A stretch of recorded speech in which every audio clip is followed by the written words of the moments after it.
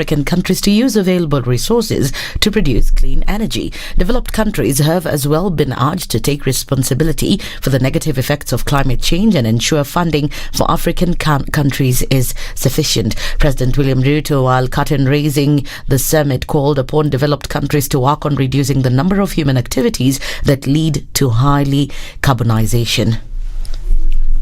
We have the carbon sinks that serves the world, cleans our environment, acts as sequestration of carbon that is produced by others, but we get nothing for it.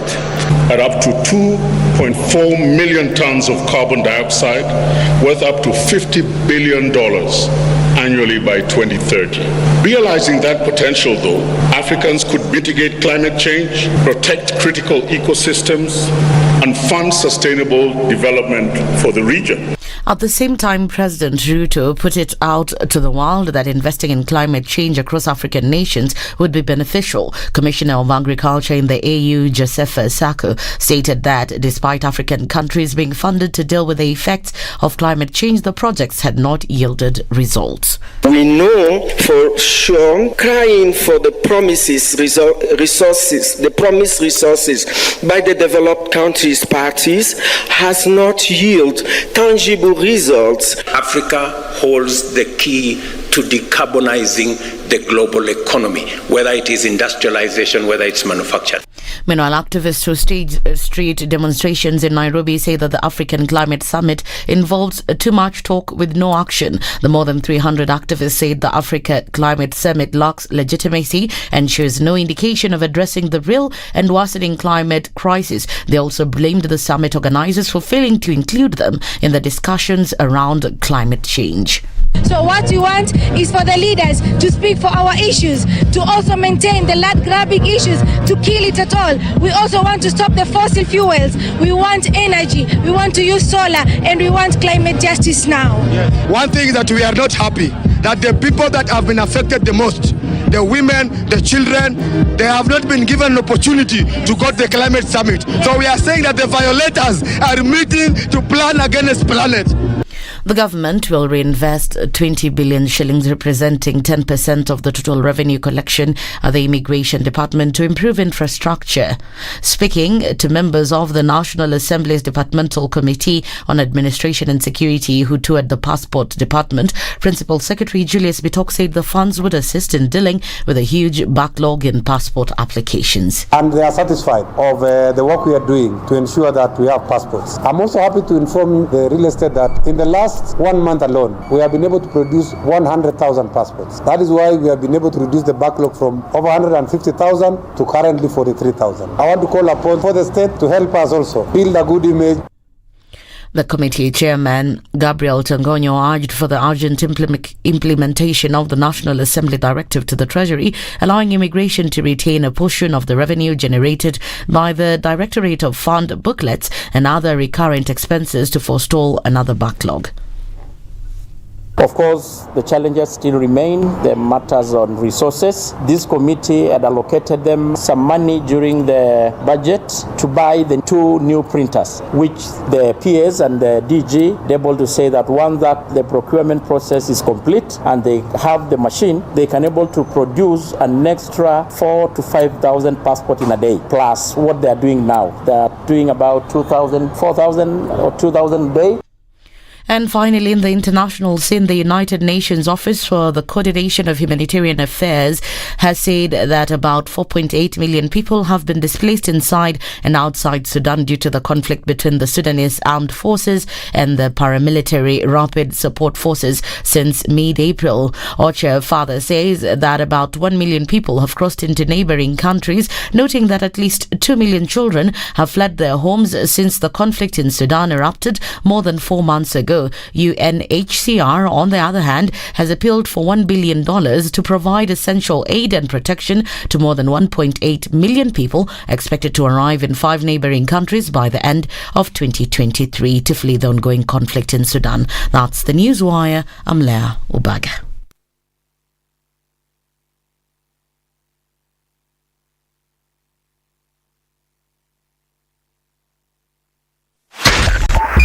102.5 Spice FM, Kisumu. The following takes place from 6 a.m. to 10 a.m. every weekday on Spice FM. Good morning, and I love your show. Thank you. Having come from a Kikuyu radio background, I migrated to Spice because of the content. I was born in a slum, but somehow I got a break in life. So sometimes when you see the sweating coming out because of the passion and whatever it is, behind the noise, there are people, and we share the same umbilical cord. It shouldn't be like that. I am so disappointed. We used to tell Honorable Raila Amolo Odinga that he's doing politics of conmanship, and even President Uhuru Kenyatta, serikali hii ndio iko na conmanship ya hali ya juu. You cannot promise people that you reduce tax, then you double. In politics, there is the issue of trust. For you to turn around and then stab the same people who gave you that trust, there is no other level of dishonesty.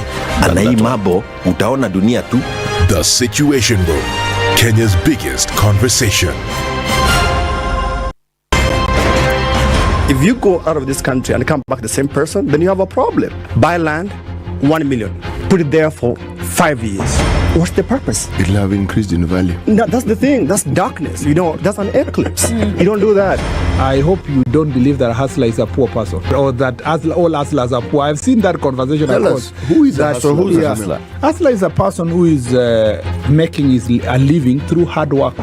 Corruption in Kenya is a political accusation. The people who are actually corrupt are not pointed fingers at. Kenya is not free. Kenya imeshikwa na mateka. It's under siege. Have you seen that lodge on Nyeri Road? Very high fence. You can't even Windows sleep inside. Up near the ceiling. Yes. And if you walk that midnight, you see bats the size of cows. And when it rains, it doesn't rain on that building. Yes. When you're at All Saints and it's raining, it doesn't rain on that building. The things people will believe. The Situation Room, Kenya's biggest conversation. If a lion shows you its teeth, it doesn't mean it likes you. It doesn't mean it likes you. It wants tax. A liar calls as witness one who is either dead or far away. Say it in Kiswahili. Ben low nin inte nin there ayu markati kadikta. You know this character called liar. He has disturbed people. So when you tell him who are your witnesses, he will take you to a place where it is difficult to verify. For someone like me who sweats a lot, I cannot survive there. You know, sweating is biblical. And he must blame it on Adam, not because Adam messed up and he was told, "No, you fellow, you, by the sweat of your brow, thou shalt eat." The Situation Room, Kenya's biggest conversation. Good morning and welcome to Tuesday. It's Tuesday, isn't it? Yes, it is. Is there traffic on the roads? Not just yet, but it probably will build up as we get closer to the hour. Where are you this morning? Are you at the Pangani underpass? Then you'll witness probably the only traffic there is on these Nairobi streets. A little bit of that as you're heading towards Murang'a Road, and but you should be fine getting into the CBD. Thika Superhighway is yet to give. Neither is the Northern Bypass going towards Kiambu Road. But we're going to keep an eye on all of this. Let's take a look at Jogoo Road, where very little traffic starting to happen, moving along slowly as you get towards Landis and out towards Kamkunji at the roundabout. It looks pretty good on Mombasa Road, and we're also looking at it on Outer Ring flowing free and fair, at least for now. Let's keep an eye on things and see how this all opens up, and let's talk on Spice FM, KE on X.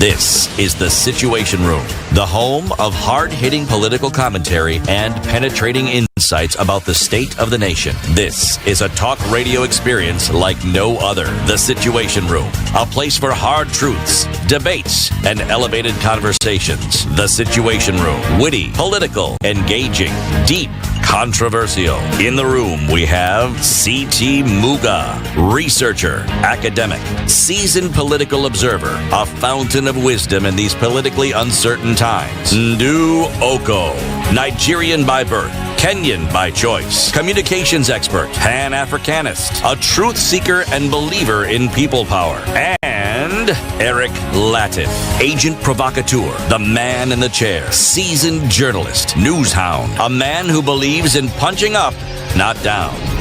This is the Situation Room, the only way to start your day. Tuesday, the 5th of September 2023. Good morning. Welcome to Kenya's biggest conversation. It's already 10 minutes after 6. Can you believe it? What happened? Condilea read double news.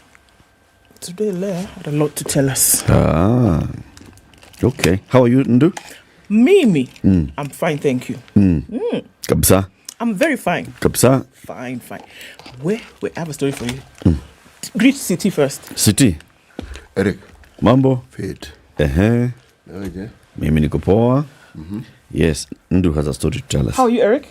I'm fine. Tell us a story. Yesterday, I rode in one of those taxis for City. The ones that have a gas cylinder behind. Hey. Could you smell the gas? Heart in throat. How did you know it has a gas cylinder? Because he said, wacha niingie hapa niweke gas. Now, please understand me. I thought to myself, usually Africans don't say, let me go put some gas. It's an American way of speaking. Gas is petrol, right? He thought he wanted to buy gas for his home. Thank you. I said gas. I was like, okay, whatever. But in my mind, I said, people don't usually say gas. They say, wacha niweke petroleum and niweke fuels. You know? So I was like, okay. So we went along, came here somewhere inside industrial area. Then I saw gas. Mutungi gas. Then I thought, okay, this is not a problem. The guy is on the beat. He needs to put gas so that he can get home for dinner, whatever. That's how we now removed something from the boot. Ndu came out because I said, Ndu, we need to see this. Let's go and see what's happening here. They removed the thing and they're actually filling his whatever with gas. And you actually... they were pumping gas into the car. Gas like the one you cannot see. It wasn't a cylinder in the boot. There's some contraption in the boot. Right? Okay. And they fill it with gas and then they can actually see the levels rising. Funniest thing. So then they finished. He said, how much am I paying? He paid like 237 shillings to fill the gas or whatever he was filling. And then he now moved. Then the guy said, Ebu simama, haijaja vizuri, ebu rudi tuongeze.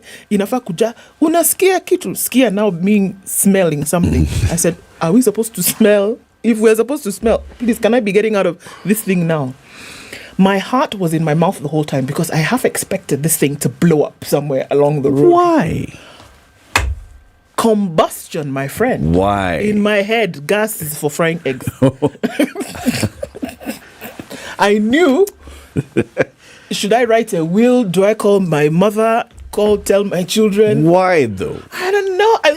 Look. Why is that mental fear there? If you think about it, you have a gas cylinder that is connected to a stove in your home, right? That thing, your kid can just be going and playing and turning the knob anyhow. We don't even think about that. You have another one that you have a spare one, just in case he ishe katikati ya ugali. There's next one is that it sits there in your home. You go, you come back, you don't think about it. Now this one is gas that has been put in the car and you're driving in it. You don't think about calling off some electric connection is touching and then there's gas somewhere there. Yeah, it's just as combustible as petrol. Wait. It's actually more. So I finally reached, then I didn't talk. Then when we reached, I said, excuse me, please. It's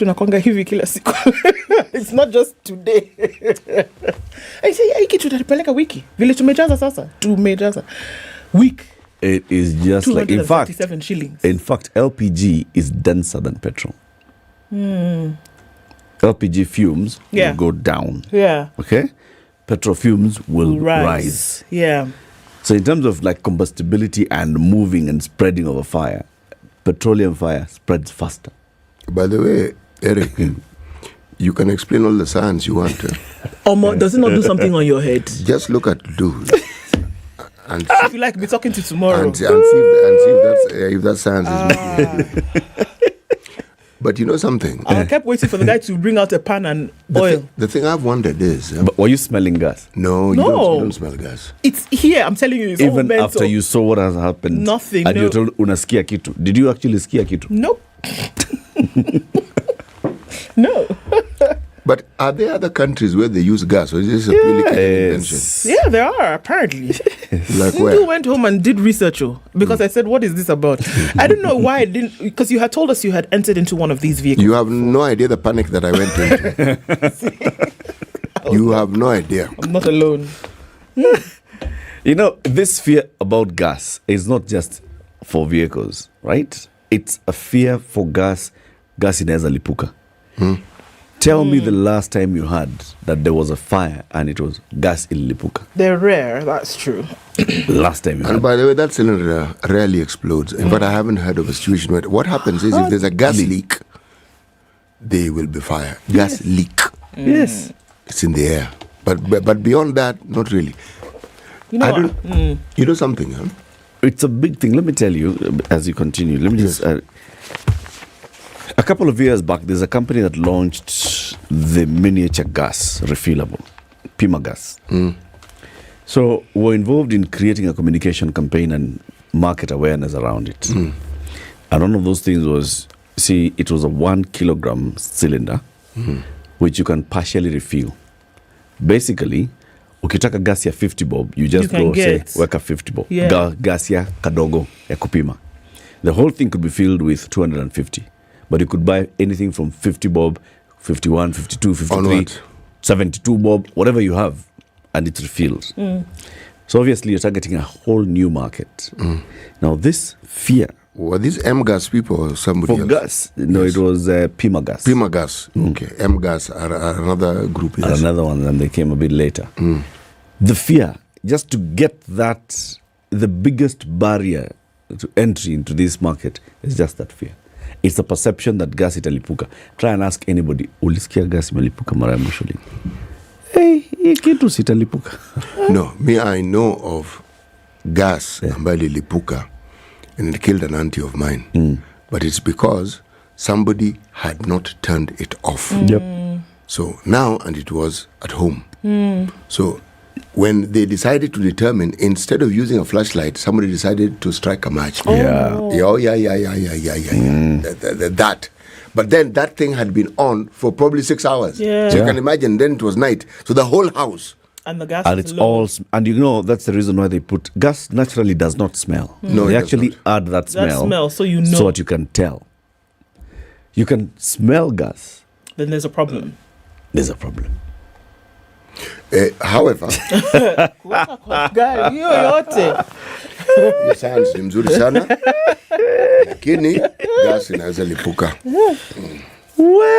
My friend. Aya. Everybody, good morning and welcome to Kenya's biggest conversation as we go green. Let's not have fear for gas. Let me tell you what we'll be discussing today. The cabinet met last week on Tuesday in Kakamega. And among the things they did is to approve the proposed repealing of the NHIF Act and then instead have 3 new acts. So you have going to have a new whole social health insurance fund. Under it, there'll be one for critical care and those things is fund, and another one for primary health fund. Okay? So those 3. So what's the whole idea behind it? What's the thinking behind it? We will be joined at 7 a.m. by the President's Advisor on Health Financing, Dr. Daniel Mwai, who will come and tell us the link between Ruto's new NHIF reductions and universal health coverage. And then at 8 o'clock, we shall be joined by Collins Oyu, single U. Ednah, single U, he said. Single U. My name is OYU. OYU. That's it. Collins Oyu, the Secretary General of the Kenya National Union of Teachers, joins us. We touched on this the last time he was here, and this was on what we keep calling on this show the crisis in our education sector. What is this crisis? Teachers, shortage of teachers, JSS, late disbursement of capitation, school fees maneno, all those things. Now people are going to university, they are being told, Uko na pesa? Kama hauna pesa? Mambo ni matatu. Kidogo. Mambo ni matatu. Far from home, why Kenya's education is still in a crisis. That's what Collins will come to talk to us about. And then let's have a conversation about climate and what's happening. No, we'll talk about the resurgence of coups in Africa and impact on the youth. The special envoy on youth at the African Union Commission is called Chido Mpemba. She joins us at 9 a.m. for this conversation. Coup. How's that? What's it doing to the youth in Africa? Cuckoo as in... I'm going cuckoo. See, yani crazy. Cuckoo. Cuckoo, ile chuzi. Si coupe de tat. Niyo coupe de tat. Coupe de tat. Yeah. So 9 a.m. we talk about the coups in Africa. Yeah. 21 minutes after 6. Are you online? Let's hear from you. You know what to do. Ndu knows what to do. After she does that, she'll do the next thing. This is the Situation Room, the only way to start your day. See cloudy conditions in Nairobi this morning, currently at 13, going to highs of 27 today and lows of 14. Into a partly cloudy Nakuru at 12, highs of 26. We'll see highs of 24 in a mostly cloudy Nyeri at 14. And at 12 degrees, it's clear in Eldoret, highs of 25. We'll see highs of 13, a partly cloudy Mombasa at 22. And it's 24 and cloudy in Malindi, highs of 29. 19 and clear in Kisumu, highs of 28. 28 will also be the high in Kakamega, where it is clear at 17. 19 and mostly cloudy in Kampala, highs of 28. And highs of 30 in a mostly clear Dar es Salaam at 22.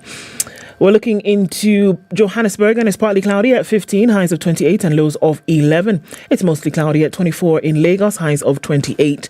And at 23, Kinshasa is cloudy, going to highs of 30 and lows of 21. 29 and sunny in Beijing, highs of 32 and lows of 22. Looking into Paris, it's cloudy at 20, highs of 33, and we'll see highs of 27 in a mostly cloudy London at 16. At 26, still Monday night, New York is clear at going to highs of 33 and lows of 23.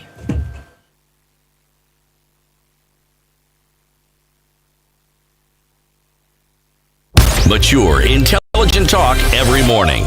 Spice up yourself.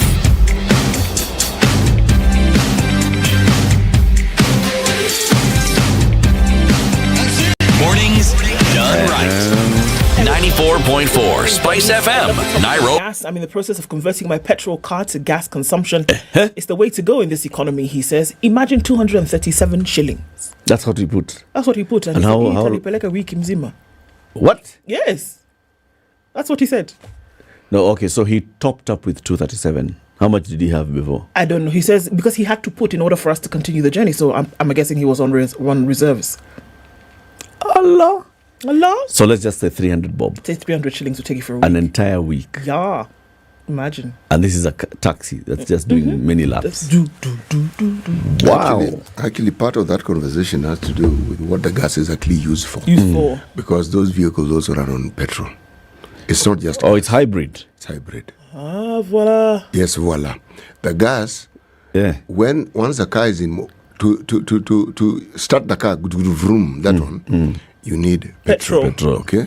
Once it's on cruise mode, it's gas. Then you switch on to gas. So there's a concoction of things inside there. Yes. You see the problem now? Yes. I queried this thing like you. I did homeworks. You did homeworks? Yes, and then there's a driver who normally picks me up.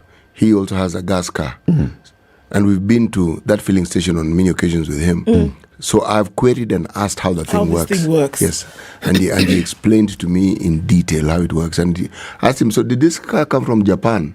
They said, no. There's a place in industrial area. Yeah, assemble it here. That's what I was also told. To assemble up. You know, this Kenya, we don't talk adequately about our innovations. That's very true. No, we don't. We don't talk adequately. You know, this electrical car thing. We've been at this thing for quite some time here in Kenya. The conversion thing. See, electric cars are coming. Yeah. We've been converting cars in this country. It's true.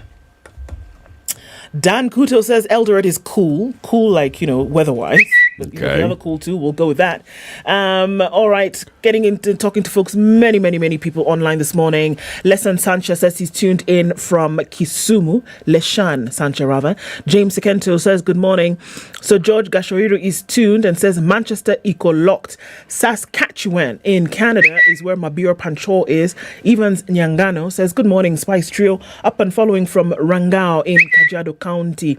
After being discharged from hospital, I am so happy to hear that. Wow. He was in hospital for a week and some. Yeah. Very happy that you're out and on the mend. Fantastic. Good. We applaud that.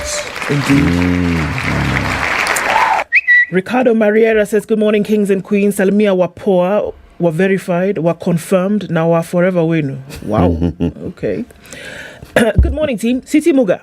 Yes, please. Today is a Tuesday. In Malawi, we say it is a Lachiwiri. Lachiwiri. That's Tuesday. That's Tuesday. Zokomo Kwambiri to you all.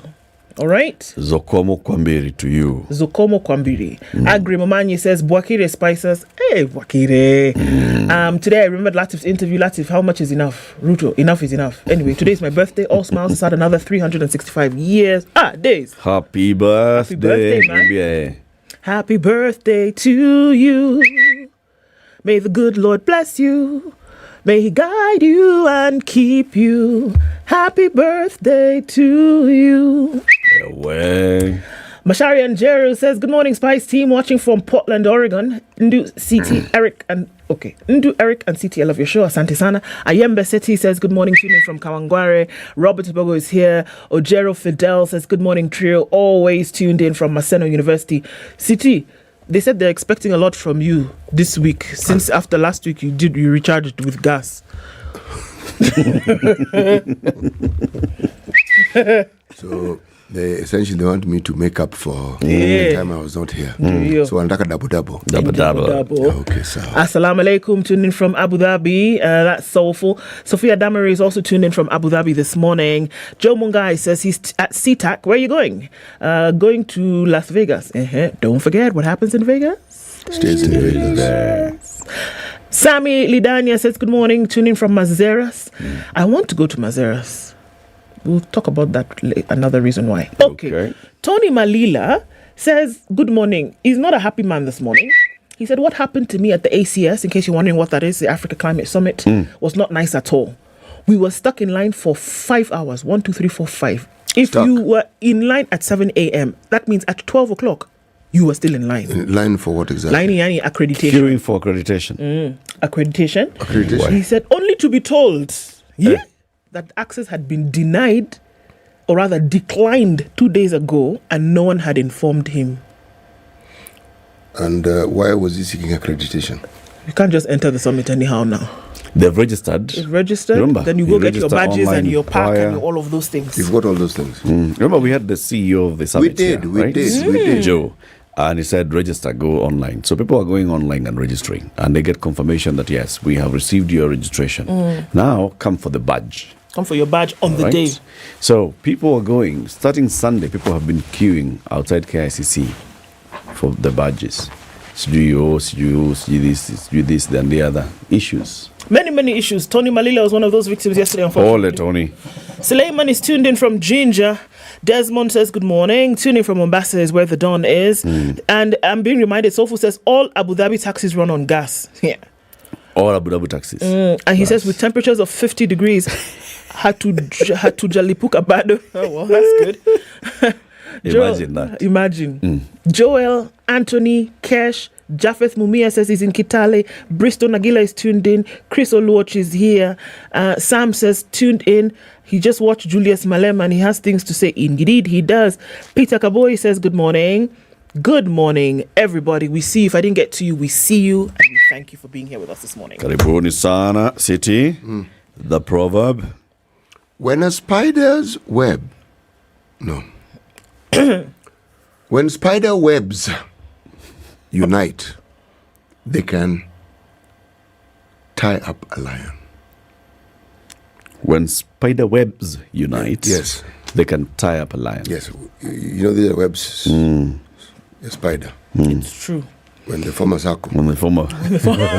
And not circle, Sako. Not a Sako, a big Sako. There's so many things in that for me. They can tie up a lion. Yes. There's unity in numbers. The strength of one person now combining with the strength of another. Those things. So essentially they're saying when the spider webs get together, they become Spider-Man. Look at this one saying, do you hear what he said? I don't think. They become spider. They become strong. Stronger. Stronger. Not strong, stronger. Stronger. Yes. Because they're already strong. Now stronger. Now they're stronger. And you give them time, strongest. And the lion can tell you that story. They're just strong. They just need to be bigger. Yes. To cover the surface area of a lion. The spider sasa or the web. Hiya too. Hiya. It's 12:30. Okay. You want to do traffic, senior? Sawa. Just do traffic, and then now we get into these maninos. Slowly like that.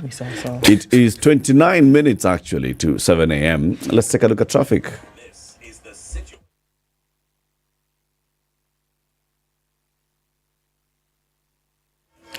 A little bit of a build-up on Jogo Road, getting towards Landis. Landis not so bad after a whole week of activity. A little bit of movement, then going towards Kamkunji at the roundabout. All right, let's look at the southern side of the city where we're seeing movement on Langata Road just after the crossover from the southern bypass. As you're heading out into Langata and then you're going towards the city, we'll see some movement here as well. Gong Road, not too bad, but it's going to get busier from what we can see right now. And there's the Thika Superhighway in all its glory. It's bumper-to-bumper traffic and moving very slowly right about now. We're probably going to see that pack-up remain for some time. Also on Kiambu Road, it has also started to build up and we're seeing movement coming out of Westlands at this time as well. Northern bypass, there's some movement there, but all of this is not just it's not painful, at least not for now. There's movement on Outer Ring taking you out towards the Thika Superhighway eventually, but for now looks good. Let's talk Spice FM KE on X. Keep things moving this Tuesday. Mature, intelligent talk every morning. Spice up yourself.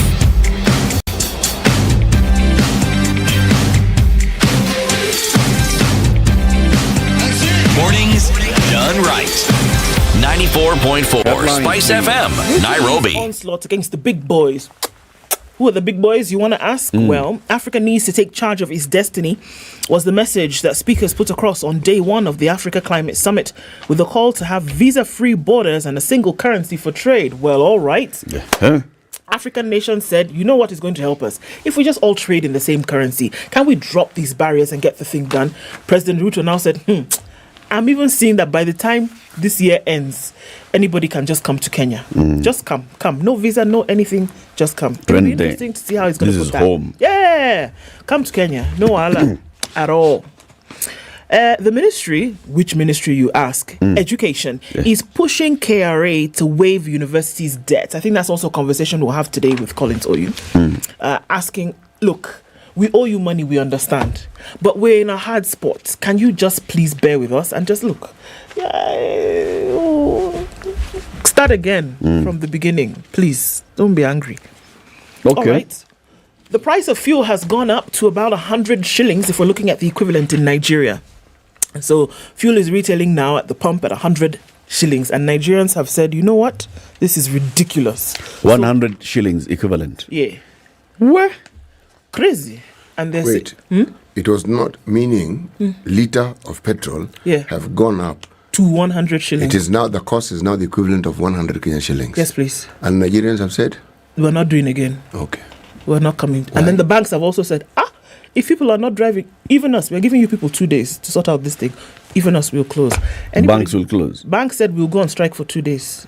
Because of fuel prices. People are not working now, so there's so much foot traffic in banks in Nigeria is a thing. Explain, please. Banks said that they will also shut down with all of these things that they're seeing. So 2 days for you guys to put your things in order. It's in solidarity. Yes. Banks in Nigeria go on strike. Yes, no. Okay. Is there any sector which doesn't go on strike in Nigeria? No, please. If it's necessary to pass a message, we'll strike. Is it not to strike? What is it? Just strike. Strike ni kitu ya kusema mtu asifanye. No, please. Okay. So anyway, traffic jams, interestingly enough, Nigeria is a good country. have reduced significantly in Nigeria because of this fuel something. Kuna mafuta. Lakini watu wamesema hii hatununui. Does Nigeria have refineries? Okay. Okay, there's the guy called Dangote, I'm told he's putting up putting up a refinery. Yes, so we had 3 refineries that we also used to refine fuel for other countries. But then you know how things eat themselves. And we now eat everything. Mismanage it properly, eat it and swallow it. We did like that. Between the 80s and the 90s, we were able to mismanage our refineries properly and now had to send oil out of Nigeria, refining, and bring it back. Isn't that a wonderful thing? It's a good thing. Actually, that sounds to me like a curse. That is a bad thing. Curse of black golds. That's a whole conversation for an hour. On the front page of the Daily Nation, Africa's moment in the biggest gathering on climate. Africa speaks with one voice, calling for action rather than empty talk and promises, as hundreds of millions across the continent bear the brunt of what scientists have called the biggest catastrophe of our times. There's a splendid picture there of President William Ruto and the President of Sierra Leone, Julius Maada. Deputy President Rigathi Gachagua left, and Cabinet Secretary of Environment, Climate Change and Forestry, Rosalinda Soipan Tuya, at the opening of the climate talks yesterday. We heard President Ruto say, climate change is not just an abstract composition. It has been proven by science and emerging experience, CT. That is why we are not here to catalogue grievances and list problems.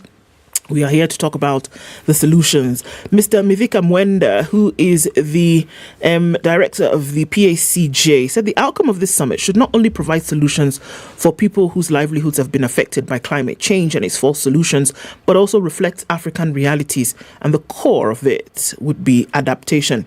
Mr. John Kerry was in the country, or rather still is for now. He is the U.S. Special Presidential Envoy on Climate.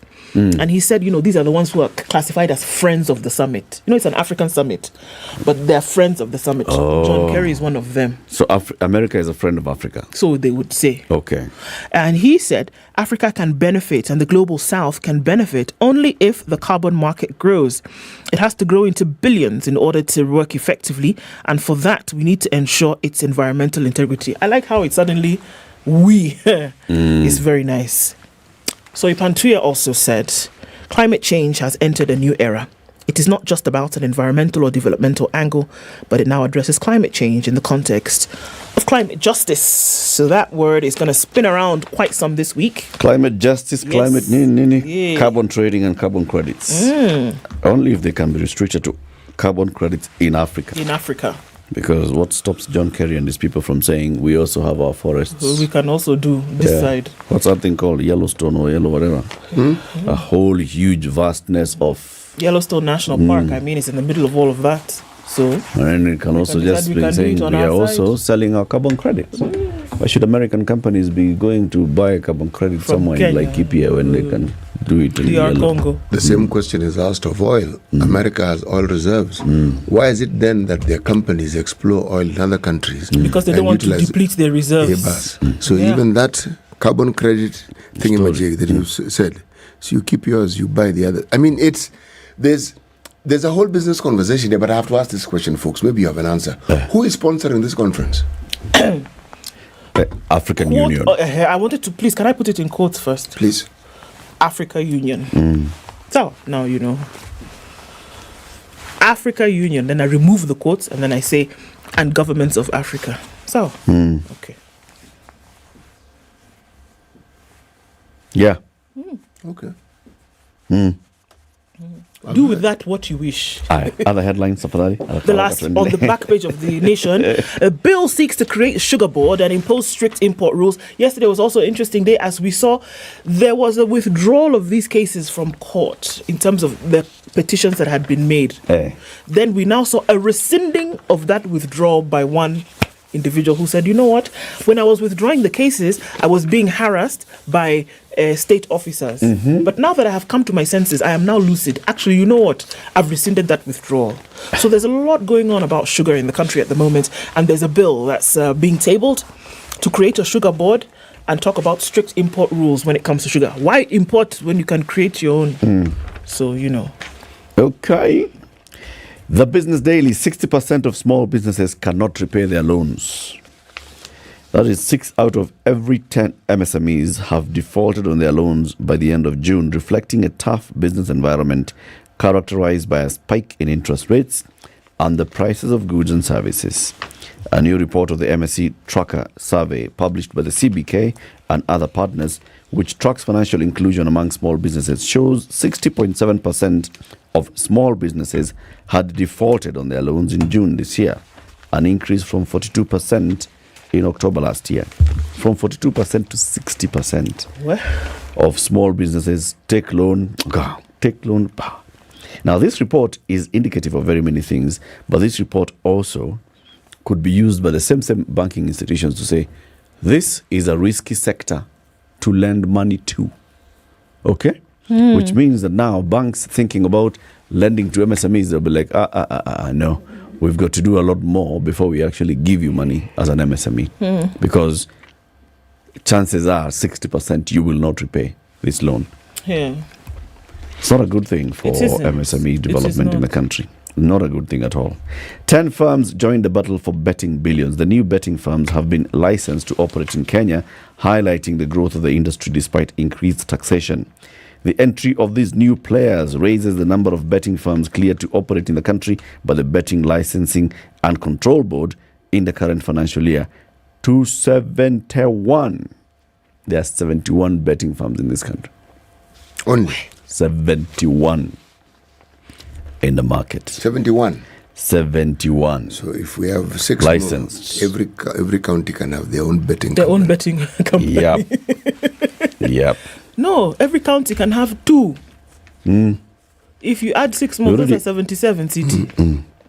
So then every county can have 1 plus. How about that? Can have 1 per county and then 1 per region. So Lake Basin, blah, blah, blah. There's a regional betting company. Higher. Ruto unlocked 7.3 billion shillings climate grants for counties. Why? The president is photographed here with this banker who puts on the bow tie, the Nigerian man. What's his name? Dr. Adeshina Akinwumi. Adeshino. So the I is pronounced as on. Yes. And then Akinwumi is pronounced as? Akinwumi is the okay, it just goes Akinwumi. Adeshino. They share a light moment on the sidelines of this meeting at KICC. IMF to review 80.2 billion climate-linked loan in November. Safaricom signs a 15 billion shilling loan deal with lenders for growth, and foreigners have bought 668 million NSE shares in August. City, what's on the Star? Eric, there's something you've spoken of on many occasions.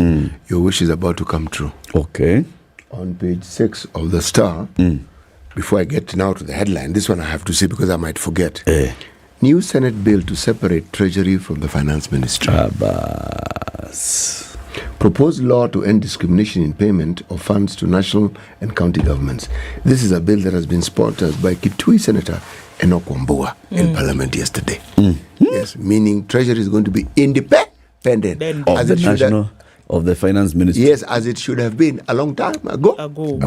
Right, let me get now to the headlines. On the top right-hand corner, this thing is not till green. This is still blue. Just look. Yeah, you're Leonie till okay. Relief. Kidero off the hook as he settles 427 million tax dispute with KRA. Yes, please. I want to know the details of that settlement. Okay. Ile tumesettle tumelipa 427 ama No. That's not true. He did not pay 427. They talked, they agreed, and what he did, Kidero has cleared a negotiated tax amount of 19.4 million following a consent recorded before the Court of Appeal that saved him from paying nearly 500 million shillings.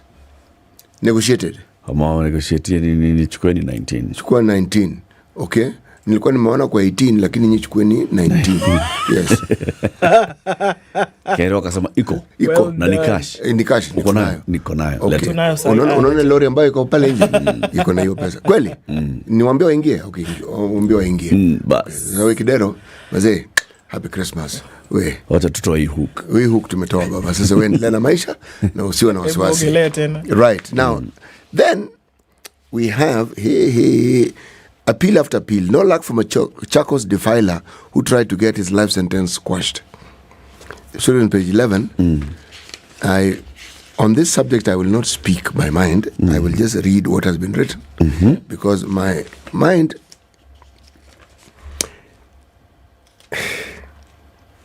He claims that there were no sperms found.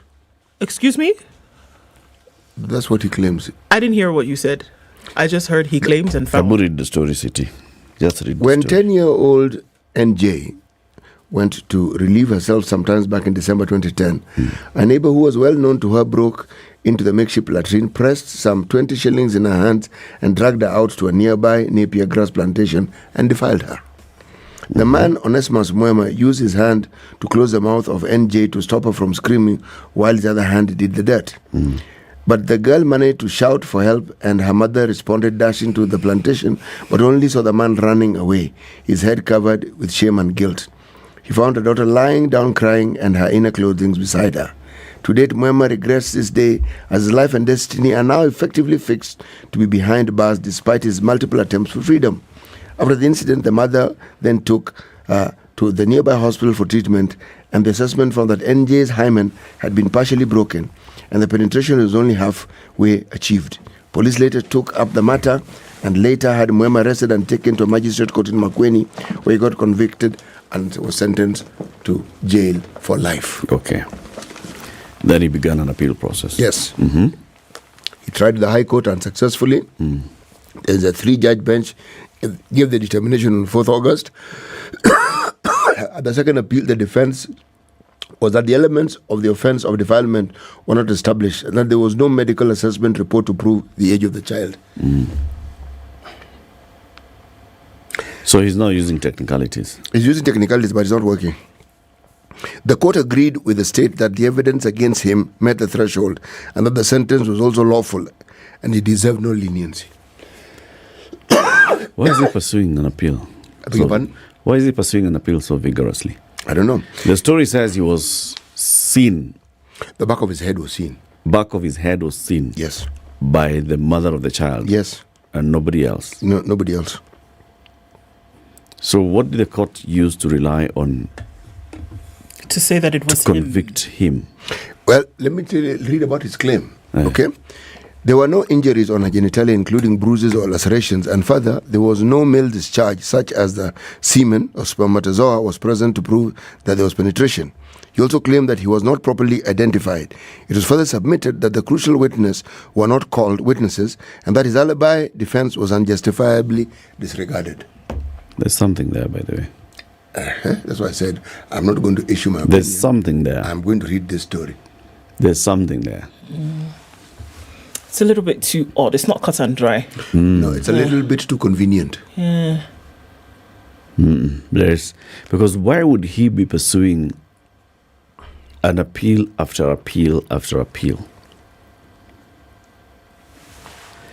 And anyway, I think it would have been very nice to actually get the details of it. He said on the sentence submitted, it was discriminatory since it gives differential treatment to accused persons convicted under the same provisions. He prayed that the sentence be reduced. So, that is a story. A Poiko story. Yes. Arrest of cult leader Paul Mackenzie saved 100 lives. But according to the state, that is the story on page 2. Because we have him in custody. 100 people who 100 people would have died. But that one can be proved. That one can be proved. How? Because if you look at people who were approaching death, who Vitu Matatu, yes, they were on the 3rd stage, okay? When the state got there, in the form of police and other such interventions, people are then taken back, they were eating, and in the absence of that intervention, they would have died. And those numbers, they're saying around 100. That's my interpretation of it. Yeah, but that's not about the arrest. It's about the state moving into the scene of crime. No. If Mackenzie had not been arrested, he would still have been going on with his activities, and these people would have died. That is the understanding. Again, my interpretation of it. But on a much more pleasant note, there is a picture of His Excellency President William Ruto. He's dressed in some green garments here, and he's doing some green activities. He even has a hat to match the garments he's wearing. You can see the picture. Total. Wapi Okoh? This one. See, he was, according to them, this was in Nairobi yesterday. Oh. So now you decide where in Nairobi. So after KICC, he took guys to that Nairobi place. Come, we plant trees. Come, let's plant trees, guys. Since you're here, and this country is called Kenya, come and plant trees. And you know me, I have an ambition, 1 billion. 1 billion. So you guys just contribute 1, 2, 3, 4 like this. We reduce the billion. And we're reducing it fast. But actually, with this climate conference in Nairobi, me, I'm seeing that thing is going to be completed. Those many trees that the president said he wants to plant, they'll plant. They'll plant. There are some do-gooding organizations who do such things. And they came to Nairobi in droves. In fact, all the planes were just, even going to South Africa, landed here first, dropped them, then took them. The ones going to West Africa, didn't even go to West Africa, came here first, dropped them. I hope the organizers of this also had those things. Nursery, plant, holes dug. Come, one of the things that you're doing as a delegate, 6,000 delegates. Mutiako. Kila mtu mti mbili. Ama we say mti according to your age. Yes, kama iko na 30 ni 30. By the way, civil society are not happy with this thing, just so that you understand. Why are they not happy? They wanted to be included in this thing. And yes. I keep saying, it's not your own. Do your own. It's not yours. What is it? No. Why should they not be included? They should be included. They should be included, but they want to be at the forefront, saying it is we, all of us. Yeah. It is African presidents and... Yes. I agree with them. And African people. They've been having climate events, COP. Many can say that it is civil society. It's not. Included organizational. They keep complaining even at COP. So you see? Perennial complainers, they should just relax. Shabi, you've just said climate is for all of us. What's the problem? Presidents have now come and said they wanted to do their own. If people are talking in that room, they're not taking the climate away. You speak in the other room. Under the auspices of African governments and the AU. Allow them now. You'll be complaining. COP, you complain. Okay, COP is coming in November in Dubai. They are already... What is it? Problem is, their voices, have said they're doing their own. Their voices are not included in what then ends up shaping policy. Yes. And that's important. It's very important. Because it's like the politicians jumped on this climate change thing just the other day. Yeah. And civil society are saying... been jumping since. We've been hopping on this thing for the longest time, for heaven's sake. In fact, these agenda-setting changes, had it not been for us and our hopping around, these things wouldn't have taken place. This thing is being hijacked, essentially. Our voices must be heard. Kabisa. They will be heard now, but they should relax. Phone is president. And something is happening at the University of Nairobi. There was the unexpected return from leave of University of Nairobi Vice Chancellor Professor Stephen Kema, and it's causing confusion in the institution, with a section of the teaching staff yesterday demanding clarity on leadership. Former University's Academic Staff Union Chapter Secretary George Omondi said the silence by the council on the matter has left the entire teaching fraternity at a loss, as they do not know whether to follow instructions from Professor Kiama or from Professor Julius Ogengo, who was appointed to act as VC. Council Chairperson Amukoa Anangwe has not publicly spoken about the issue. A special meeting of the council that was scheduled for Saturday morning to discuss leadership at the university aborted. In the statement, Omondi of the WASU said the council had not rescinded its earlier instructions.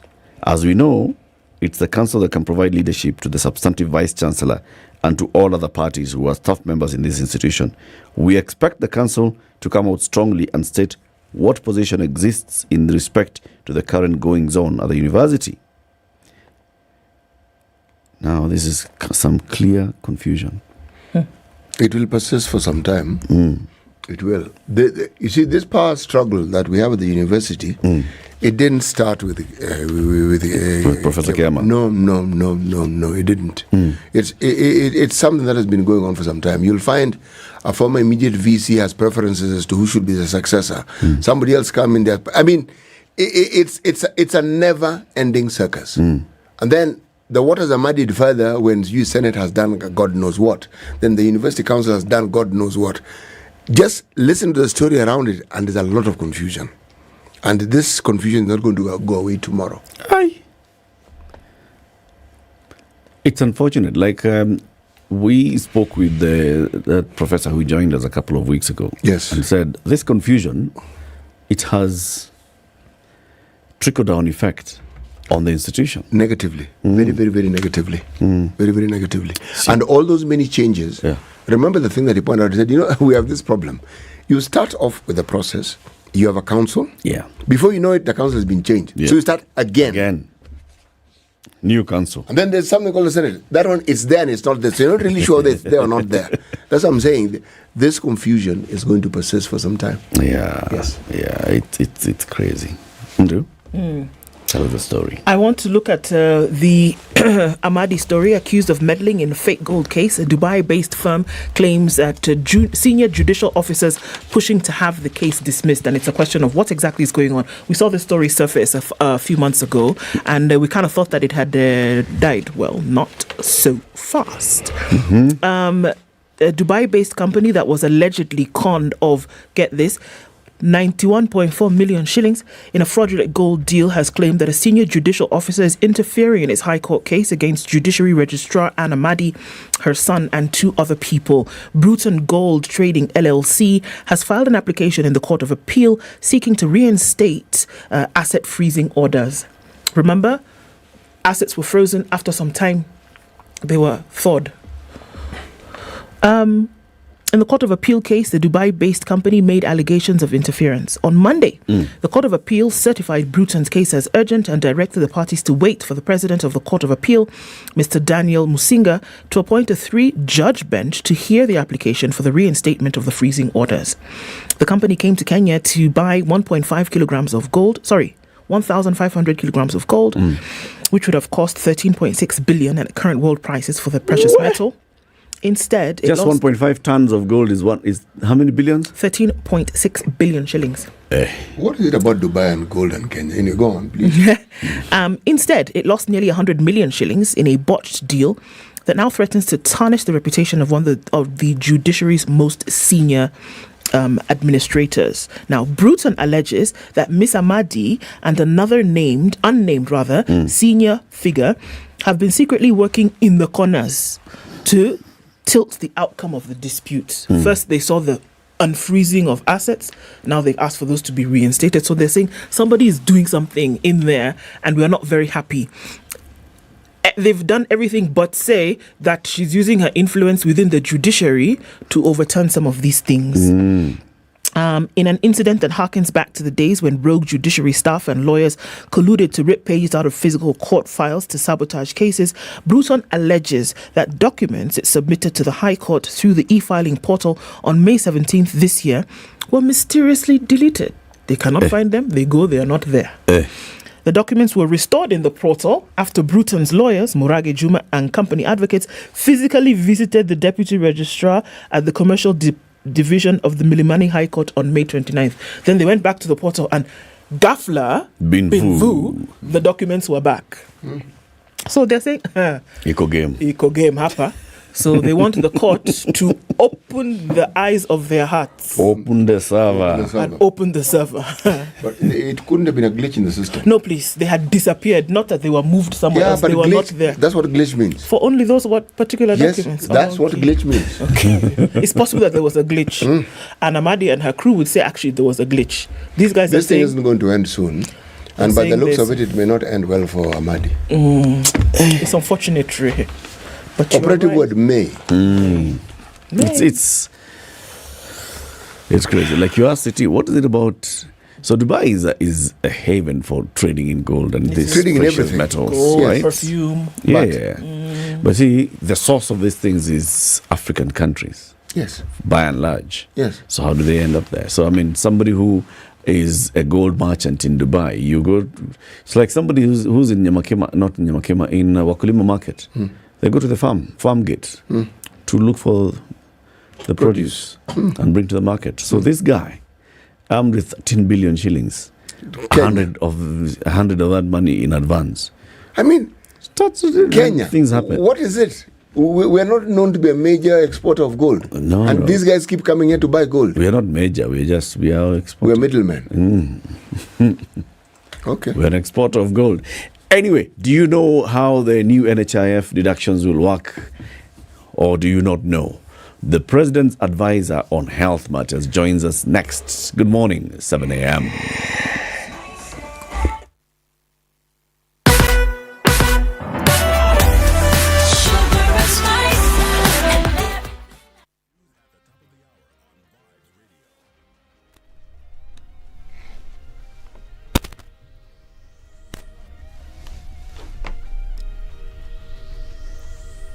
Good morning, this is the Newswire. I'm Leah Obaga.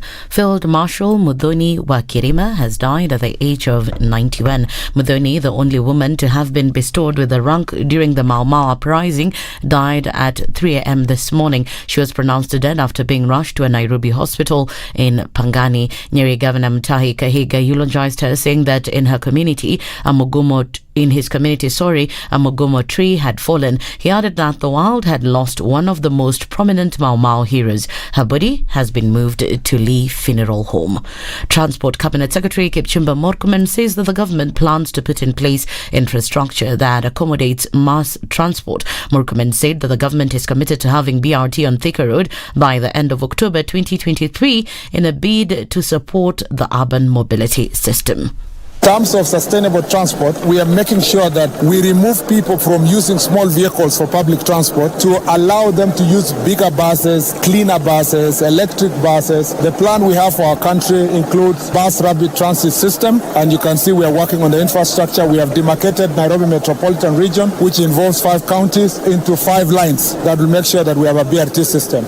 He further added that there were plans underway to ensure that the rail system was improved to reduce PSVs on roads, and Kenyans walking were provided with a system that would allow them buy bicycles. We want also to develop our commuter rail system so that then we move more people using railway than everybody entering a matatu carrying, 14 people. You have a bigger infrastructure and facilities that are going to deal with matters of transport. We want also to invest in non-motorized transport. We want our cities to be friendly to riders using bicycles. 42% of the population in Nairobi walk on foot. We want to provide infrastructure for walking. A 3-judge bench has been appointed to hear and determine a petition by Dubai-based company Bratton Gold Trading seeking to challenge the unfreezing of the accounts of the Chief Registrar of the Judiciary, Anna Madi. This after a court of appeal okayed the application by the Dubai-based firm, challenging a decision by High Court which lifted orders freezing Amadi's personal bank accounts due to lack of evidence showing that she was involved in the day-to-day activities of the law firm. The law firm is allegedly involved in a 91 million shillings fake gold scandal. Auditor General Nancy Gathungu has called for a review of some sections of the Public Finance Management Act in a bid to improve accountability. Gathungu wants county accounting officers to submit their financial statements within a month as opposed to the 3-month period in order to give her office ample time to audit the reports. That the Constitution gave the Auditor General 6 months to audit and report because the drafters envisaged that would only be N-1 year behind. But unfortunately, some mischief was introduced through the Public Finance Management Act that gave the accounting officers 3 months to prepare financial statements and left the Auditor General with only 3 months to do the audit. A report by the United Nations Children's Fund has called on African countries to prioritize the training of all teachers to deal with children with disabilities. According to the study, this will enhance equity in schools and further dismantle traditional notions of special education. The survey further indicated that addressing inclusion at the pre-service level is therefore a key priority for any government committed to providing inclusive education for all. The government will reinvest 20 billion shillings, representing 10% of the total revenue collection at the Immigration Department to improve infrastructure. Speaking to members of the National Assembly's Departmental Committee on Administration and Security who toured the Passport Department, Principal Secretary Julius Bitok said the funds would assist in dealing with the huge backlog in passport applications. And they are satisfied of the work we are doing to ensure that we have passports. I'm also happy to inform the real estate that in the last 1 month alone, we have been able to produce 100,000 passports. That is why we have been able to reduce the backlog from over 150,000 to currently 43,000. I want to call upon for the state to help us also build a good image. The committee chairman Gabriel Tongonyo urged for the urgent implementation of the National Assembly Directive to the Treasury, allowing immigration to retain a portion of the revenue generated by the Directorate to fund booklets. Of course, the challenges still remain. The matters on resources. This committee had allocated them some money during the budget to buy the 2 new printers, which the PS and the DG are able to say that once that the procurement process is complete and they have the machine, they can able to produce an extra 4,000 to 5,000 passports in a day. That's the Newswire. I'm Leah Obaga.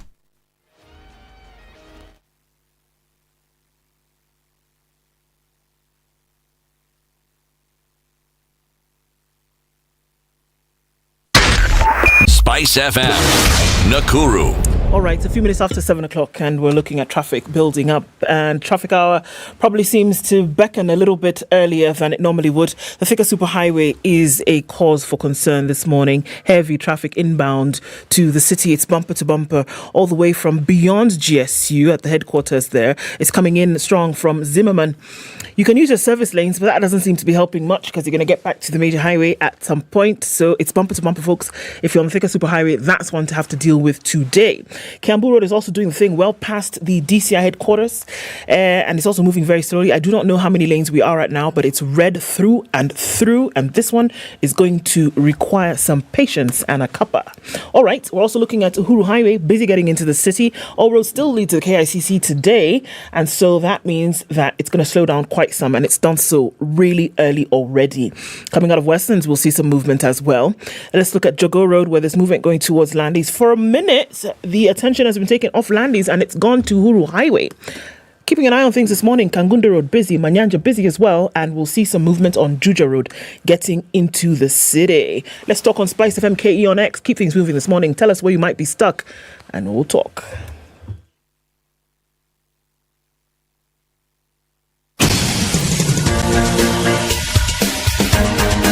This is The Situation Room, the home of hard-hitting political commentary and penetrating insights about the state of the nation. This is a talk radio experience like no other. The Situation Room, a place for hard truths, debates, and elevated conversations. The Situation Room, witty, political, engaging, deep, controversial. In the room, we have C.T. Muga, researcher, academic, seasoned political observer, a fountain of wisdom in these politically uncertain times. Ndu Okoh, Nigerian by birth, Kenyan by choice, communications expert, Pan-Africanist, a truth seeker and believer in people power, and Eric Latiff, agent provocateur, the man in the chair, seasoned journalist, news hound, a man who believes in punching up, not down. This is The Situation Room. It's 8 minutes the after 7. only way Good to morning start. and welcome to the second hour of The Situation Room. How are you doing? Where are you joining us from? Wherever you are. Karibu sana. Kenya's biggest conversation is live on KTN, live on Spice FM, live on YouTube and Facebook. And the conversations happen every weekday morning, 6 a.m. to 10 a.m. We are gearing up to the 29th of October, Ndu. Yes, because the 20th edition of Nairobi's largest single athletics event is beckoning come the 29th of October this year. What are you doing on that Sunday morning? Getting ready to run is what you should be doing. And 2,000 shillings will get you registered for the Standard Chartered Nairobi Marathon. And you get onto www.nairobimarathon.com. And it's happening this year for the 20th time. It's the 20th edition, and we're looking at making sure that all your registration, all your training, all your hard work goes towards the Future Makers campaign, which helps young people, especially girls and people with disability, to learn, earn, and grow. Keep here and we'll tell you how we're going to celebrate 20 years, and that's by getting as many people as possible to come out and run for a good cause in the Standard Chartered Nairobi Marathon. There you go. Register, tafadhali. Join us so we run together. Last week, a day like this, a week ago, President William Ruto was in Western Kenya, and he chaired a cabinet meeting in Kakamega, and he said, see, for the first time in the history of this country, the cabinet is meeting in these parts of the world. Okay? Now, a dispatch from the cabinet on that day said, in honor of the administration's pledge to accelerate Kenya's attainment of universal health coverage, as set out within the administration's plan for a healthier nation, espoused under the bottom-up economic transformation agenda, the cabinet considered and approved crucial bills that promote healthcare for transmission to Parliament. Those crucial bills are the Primary Healthcare Bill 2023, the Digital Health Bill 2023, the Facility Improvement Financing Bill 2023, and the Social Health Insurance Bill 2023. These bills will usher in a paradigm in the legal and institutional framework for healthcare in Kenya, repealing the current National Health Insurance Fund and establishing in its place 3 funds: the Primary Healthcare Fund, the Social Health Insurance Fund, and the Emergency, Chronic and Critical Illness Fund. Well, on the other hand, the Digital Health Bill addresses the existing legal and regulatory gaps in framework for the e-health ecosystem and its data lifecycle, enabling development of standards towards the provision of mHealth, telemedicine, and e-learning in healthcare, and so on and so forth. Now, when people say this, like, okay, so NHIF fund gone, new fund coming, new fund coming. What is happening? So who are we paying? Are we being deducted 3 times? Are we not? And then the whole conversation of 2.75% deduction comes in. Now, the president's advisor on health financing is Dr. Daniel Mwai. He joins us for the conversation this morning. Good morning, Dr. Good morning. Welcome to Kenya's biggest conversation. Thank you. That's the hot seat of the Situation Room. Make yourself comfortable.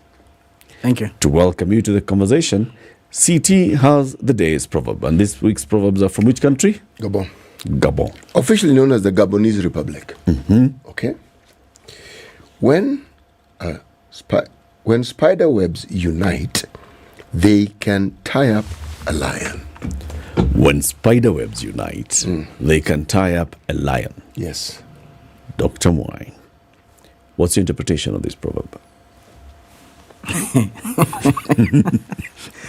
Yeah, thank you very much. I thought it's a proverb relating to mathematics of financing. It could be.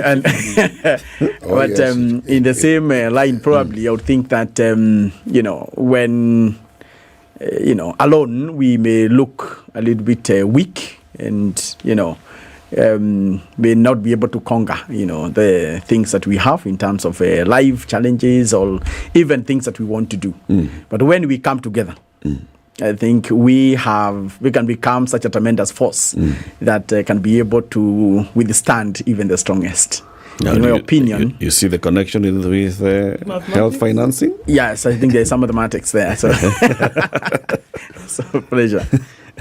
When you pull resources together, yes, as many webs, then you can even entrap a lion. As they say, numbers don't lie. They don't lie. It's a big one. But people lie with the numbers. So people lie with numbers. They do. But the numbers will not lie. The numbers will not lie. Dr. Daniel Mwai, the President's advisor on health financing.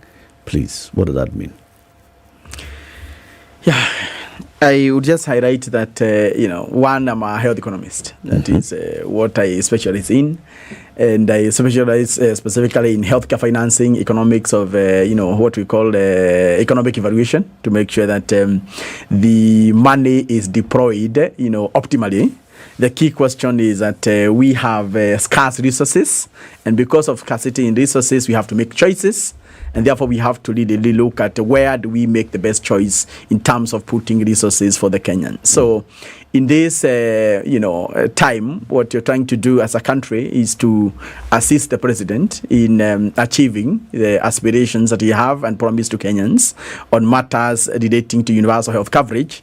And the GRU, and actually the DNA that drives that service provision for the Kenyans is actually financing. And therefore, that is why I think we are here. And that is why we have to really, digest and also discuss the healthcare financing, more elaborately, so that all Kenyans also understand, because when you go to the market, you carry resources to buy something. So what are you also buying? So these are some of the questions that I think are optimal to answer this morning. Indeed. Dr. Even as you're getting into this, we're looking at UHC as general in general elements, but we also know that discussions on UHC had begun and probably reached at a certain level in the previous administration. So when we talk about the money that's going to be spent, how this program is going to be financed, is it taking into consideration the strides that were made previously? I mean, we had pilot projects in 4 counties, we had certain things happening already. When you look at the financing as we start, is it taking into consideration the things that had already been done? Or are we looking at financing a project where essentially we're starting from scratch? Thank you. I think governments, are additive. So you continue growing. You don't start from scratch, so to speak. But it's important to note that this agenda, specifically on UHC, have been attempted twice in the past. During the Kibaki time, it was tried again. And also, of course, the past regime also tried the same. So what we are saying is that we have picked lessons. And also, we have also seen the areas that the sector actually has gone long in terms of, crafting the UHC agenda. Mm-hmm. And sometimes this is actually, driven by one being sometimes over ambitious in terms of the scope. Not sometimes telling each other the truth in terms of what can we achieve within a certain duration of time, how can it be achieved, and do we have ability to actually do it.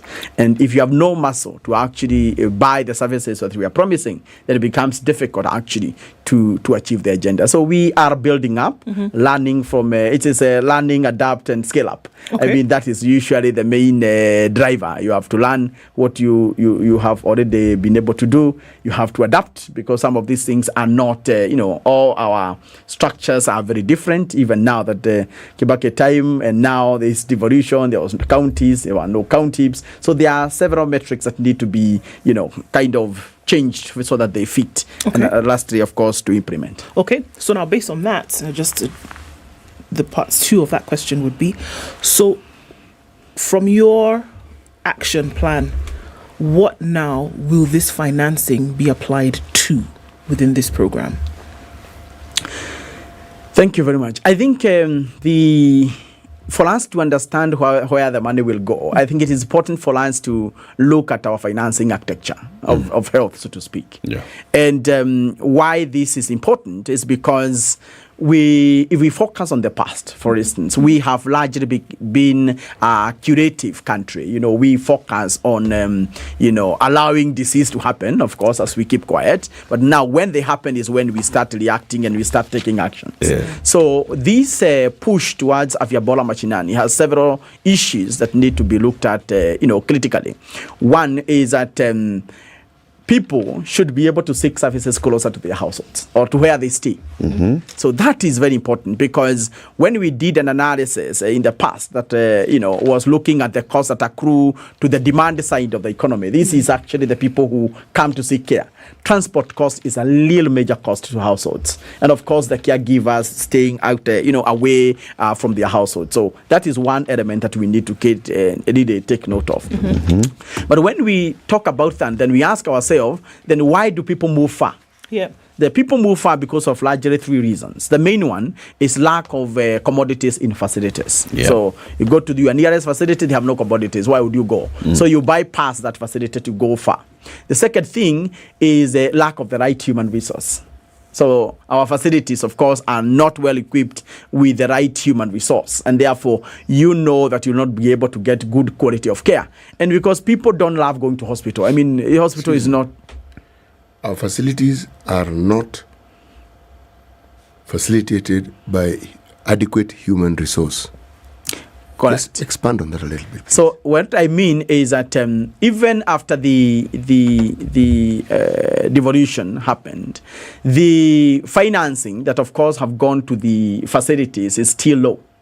And being low, what means that inputs that can be purchased with the money are also low.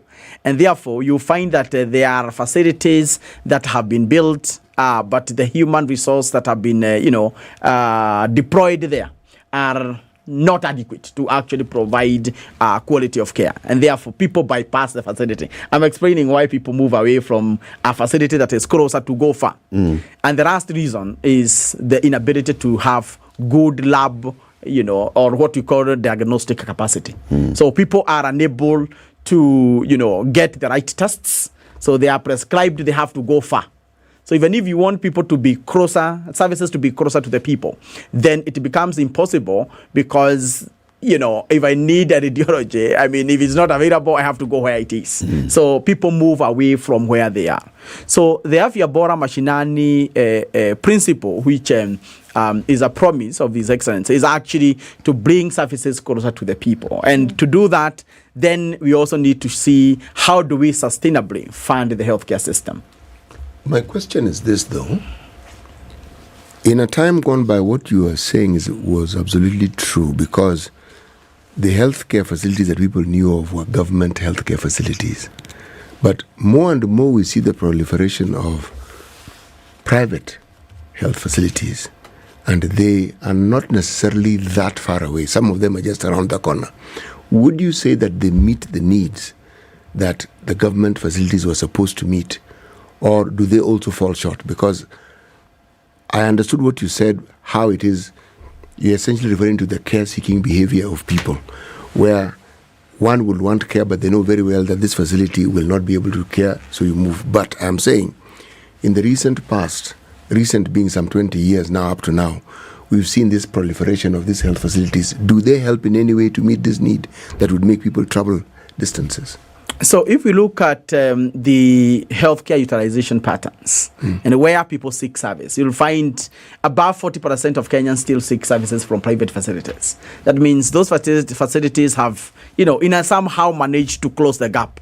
However, the spatial distribution of these facilities is what is, wanting, because they are largely, centered on urban centers, and you find that the government facilities had better penetration in what we call the hard-to-reach areas or populations that are largely rural, and then that is where you get the biggest challenge. So yes, they have assisted in closing the gap, but what we are saying is that what we need, from where I look at it from, is actually not services that are must be offered from public facility, but services in Kenya are offered from private, public, and FBO. And all of them are facilities of the healthcare system in Kenya.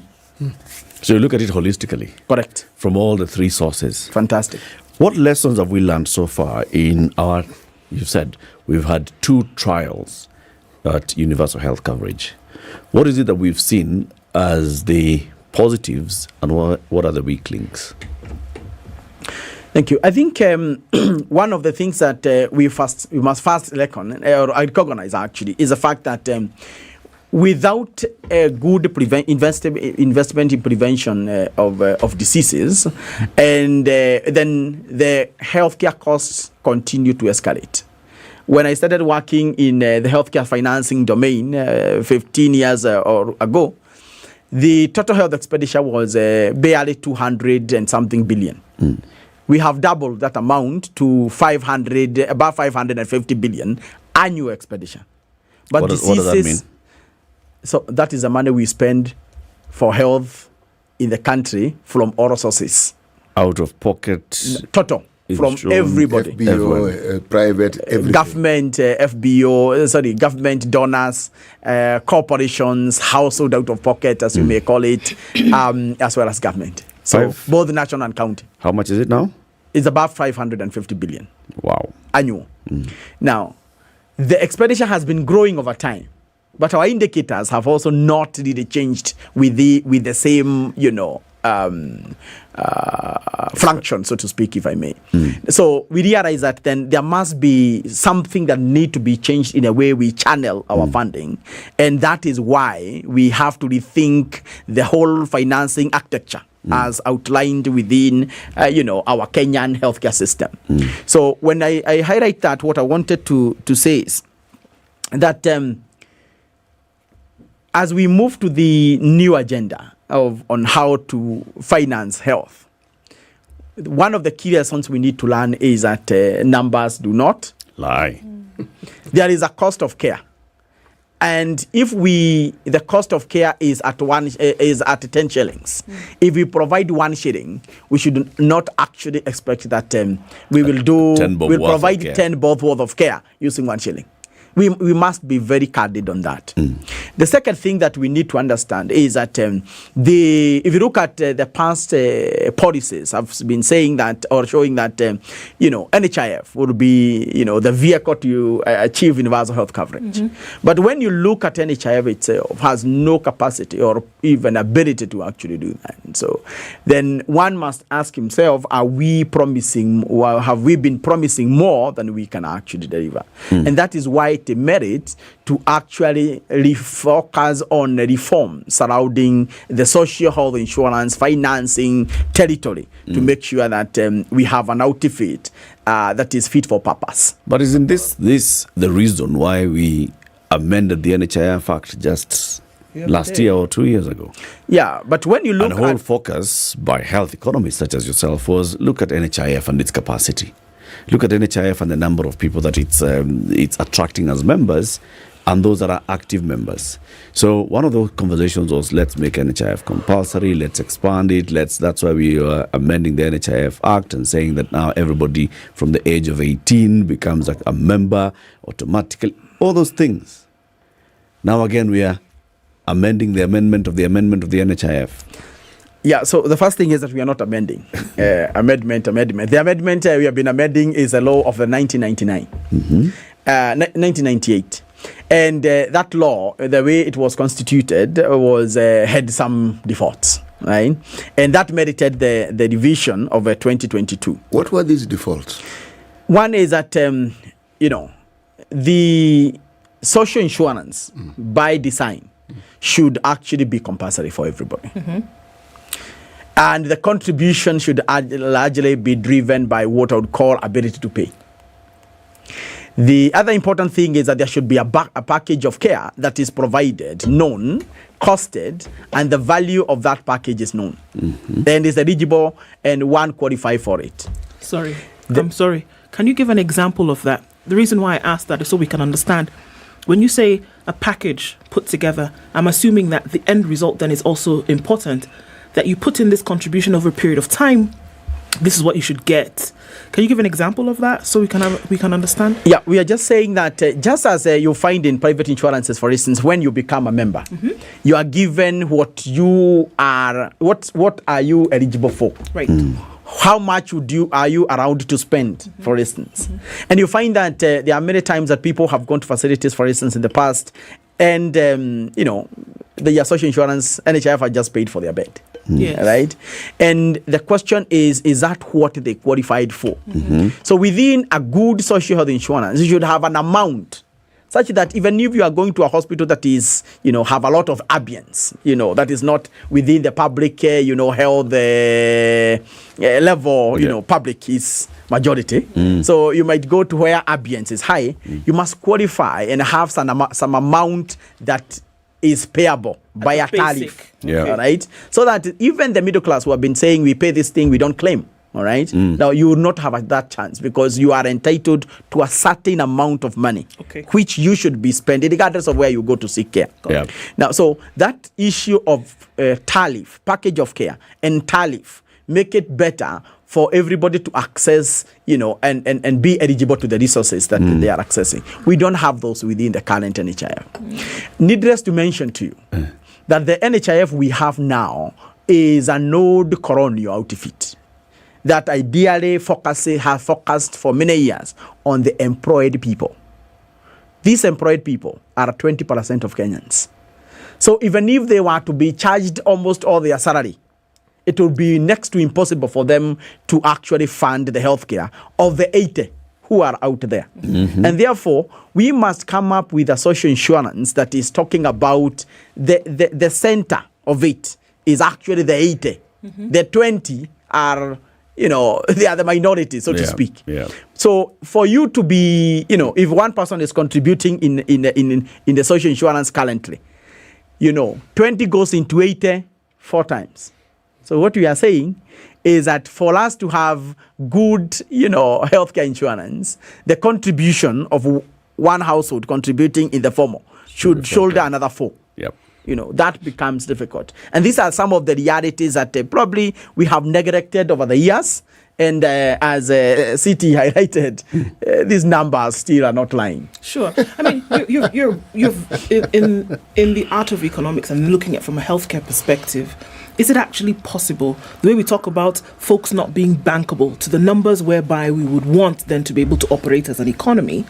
And here we are saying that the preferred or the desired route would be to have everybody compulsorily contributing.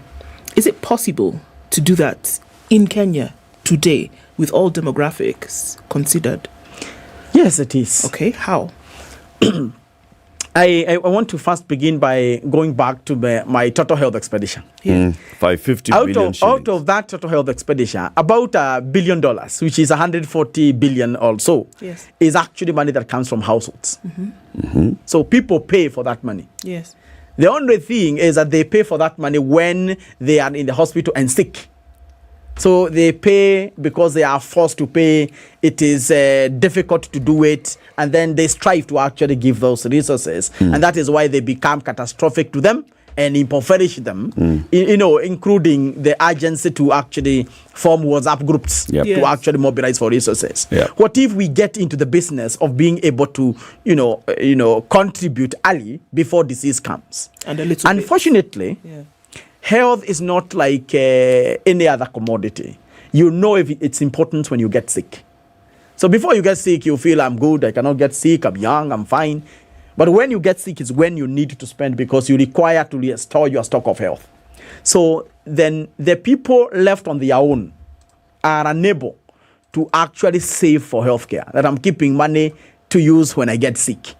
And therefore, the social insurance is just providing an avenue where we compulsorily contribute, all of us, and do something called, pooling our lists, disease lists together. Globally, we only find that it's 5% of the population that require serious and huge health expenditures. 5%. So the 95 are contributing. Are supposed to contribute. And as they contribute, we cross-subsidize each other. Okay. They are within normal health expenditures. And therefore, we can cross-subsidize each other as a country where the poor, the young subsidizes the old who get diseases more, where the rich subsidizes the poor.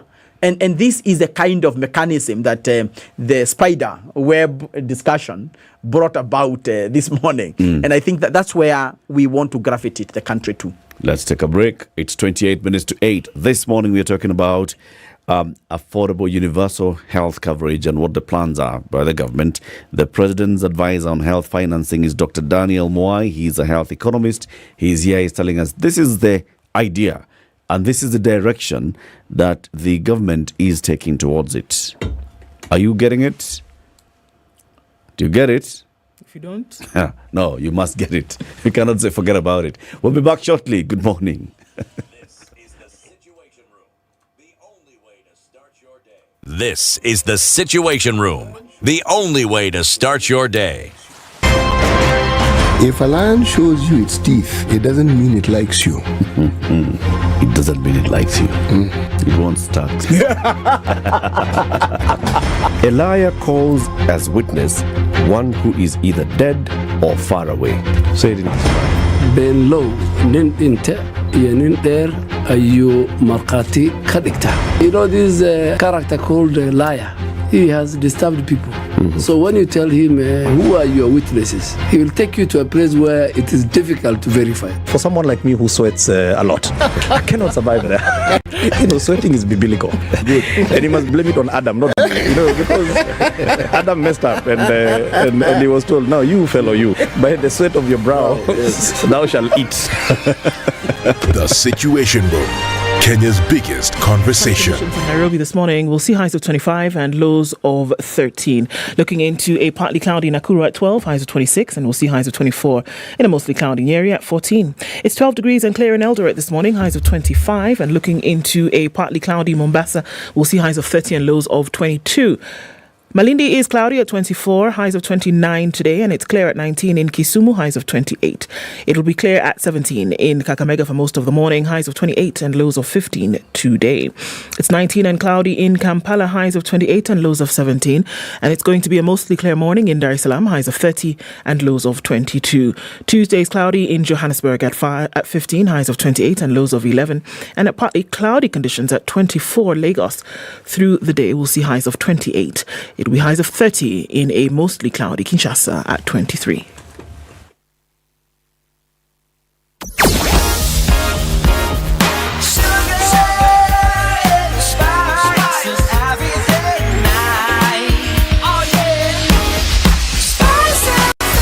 Spice up your life.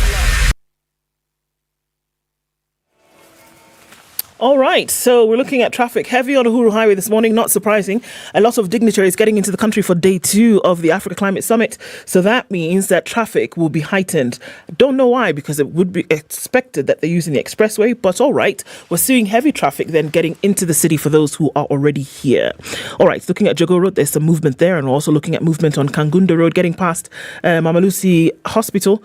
Now, let's look at the Thika Superhighway, which is packed bumper to bumper all the way from the GSU area coming down towards the Pangani underpass. Some of that is going to release towards Wangari Maathai, some towards Murang'a Road, but into the CBD it is heavy. Kiambu Road also back to back bumper to bumper traffic through and through. I don't know how many more adjectives I can use, but there's traffic. Also on the expressway in Westlands, the exit causing a bit of problems this morning, as we're hearing from you folks. Patience, guys, it'll pay at some point. Let's know where you might be stuck this morning. It's going to be a busy one on the right on the nose of Traffic Hour. Let's talk Spice FM KE on X.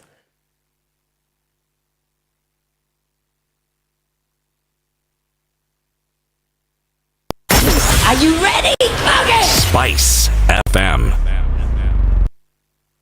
Mature, intelligent talk every morning. Spice up yourself.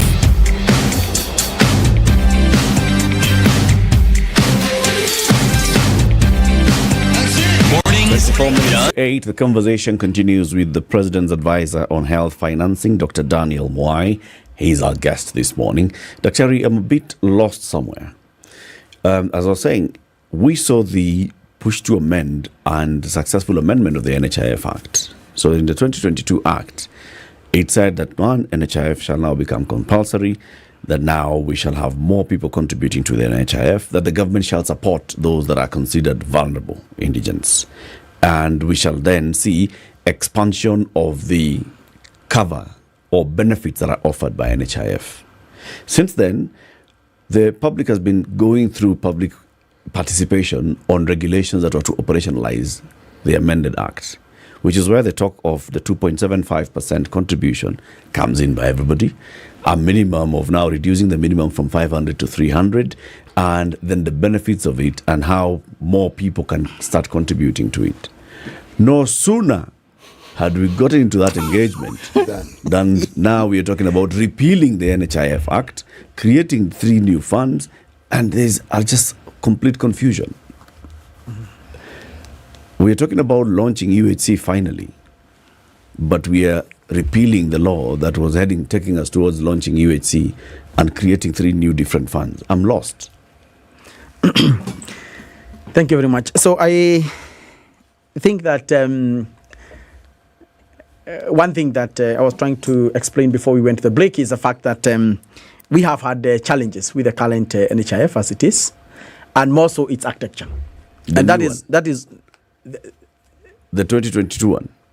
Yeah, I would not call it the 2022 one because the act I told you is 1998. So it's the amendment of the 2022. But why this is a key problem? One is that we need a social health insurance that is holistic. And that is what is being provided within the current setting. And the mistakes that we have done in the past must be corrected for us to move. And therefore, what we are saying then is that the new funds you are seeing, one is that they are not 3 new, NHIFs kind of things. So this is one social health authority, and this social health authority is looking at the whole landscape of healthcare financing. And what are we saying? In the past, we have seen that NHIF has only been covering largely higher level facilities, and therefore the incentivization is for you to go to higher level facilities. But we should have a social insurance or social, authority that is ideally taking care of lower level facilities, so that the people are able to go and seek services there at the primary level, at the primary dispensary and health centers. They should be equipped. They should have the right staff. They should have the right diagnostic capacity, and therefore the people will go and seek services there. Two things are important in this agenda. One is that it is 20 to 25% cheaper to provide services in lower level facilities. So that is how we cut our total health expenditure that has been increasing. The second thing is that those facilities are closer to the people. When, for instance, my mother is making decisions, do I want to go, to seek care today? She's thinking about her child probably who would come from school, her cows that need to be watered, some people in the shaba who need to be, given a meal or something. And unless it is very critical, she feels very critically ill, she will not go, and more so because it's far. But when the services are closer, she can do her things, and later in the evening, just go to the facility and get services. So then we are bringing an issue of early detection of diseases when the services are closer to the people. And this is what have been missing for the longest. And for those who remember, when we were growing up, if I look at people here, there used to be, people who used to visit households to check whether you have a toilet, whether the toilet is being used, whether you have a place to wash utensils and dry them under the sun for sterilization. This used to be there, whether your kids have taken vaccines, whether they have not. So we lost this. And when we lost this is because we started building a curative system. It's a market-driven kind of system. You get sick, you die medicine. You go to hospital, you pay a doctor. So these kind of things are the things that we are shying away from. And this will not be addressed by the current NHIF, because it is, by design, it's one pool that ideally cater for purely, higher level facilities if you look at it. Now, so what is new? I think is a question that would be able to shed some light on what we are saying. We are saying that the new social health authority should be able to do one key thing: go to output-based financing. We are in input-based financing continuously at primary healthcare level. So this is where you send nurses to a facility, you send commodities to the facility. Some of them are stolen. Some nurses or human nurses, CEOs, doctors, some of them don't report to the facility. So they don't provide any care. But are you paying? Yeah. Yes, you are paying. So if you go to the other side and ask yourself, what if we pay for the service that they are providing, and you purchase the service? That means that you start catalyzing the facilities to provide the service, even if they don't want it, for the sake of being paid back. Right? So that become a financing model that is different from the current financing model that is purely input-based financing. So if we go to output-based financing, then we need to get away of not only having a social insurance or social authority that is actually taking care of only higher level facilities, but also lower level facilities. And that merits the creation of what we are calling the primary healthcare fund. It is a fund just that is operating with the social health insurance authority, and what is happening, it is purchasing services from lower level facilities. In the earlier case, the push have been up to level 4. Yeah. But 3, if I go to a dispensary, nobody will pay for me. If I go to, or if they don't pay, pocket. You either pay out of pocket, but even if you don't pay out of pocket, the services will not be there because the money is provided. It's not provided. We must get a way of financing our facilities. So how will it work then, the primary healthcare fund? Will it send drugs to the health center, to the dispensary? What will it do? So the healthcare facilities are owned by the county. Yes. They are owned by the private. They are owned by by FBOs, faith-based. So when you go to these facilities of this level, which are providing primary healthcare services, you will provide a card. They will give you a service. You provide a card. They will charge the card the same way NHIF charge for higher level facilities. They will charge that card for the services provided, and that money will go to that facility.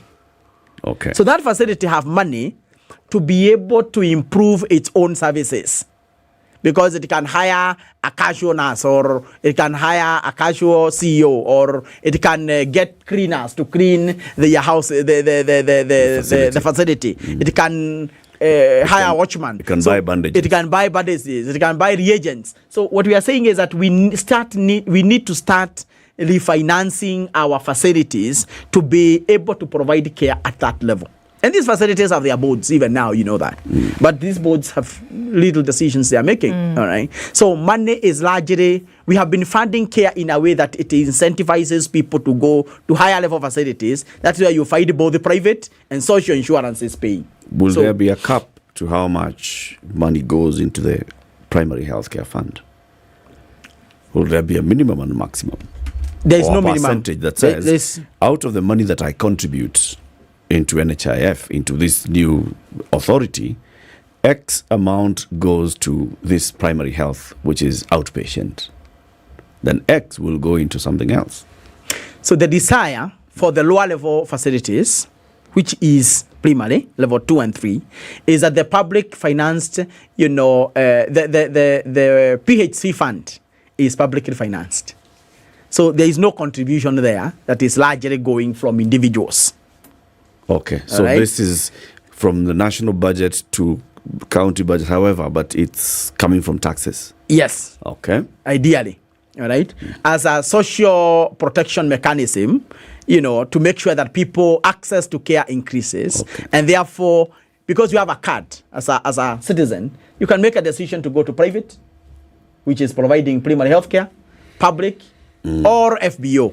So, and because the FBO is retaining the money, and which it collects, the private sector first is also retaining the money, right? After providing the resource, the service, then the public should also, to clear the level, to make the level be very, same level, or level for the three types of ownerships. Then you find that also the government facilities, which are lower level, should have a mechanism of retaining the funds to improve themselves. Okay. One of the problems has been, because we can look at the mechanics of all of this, the distribution pathways are flowing, everything is all right. Then when you have this, in place.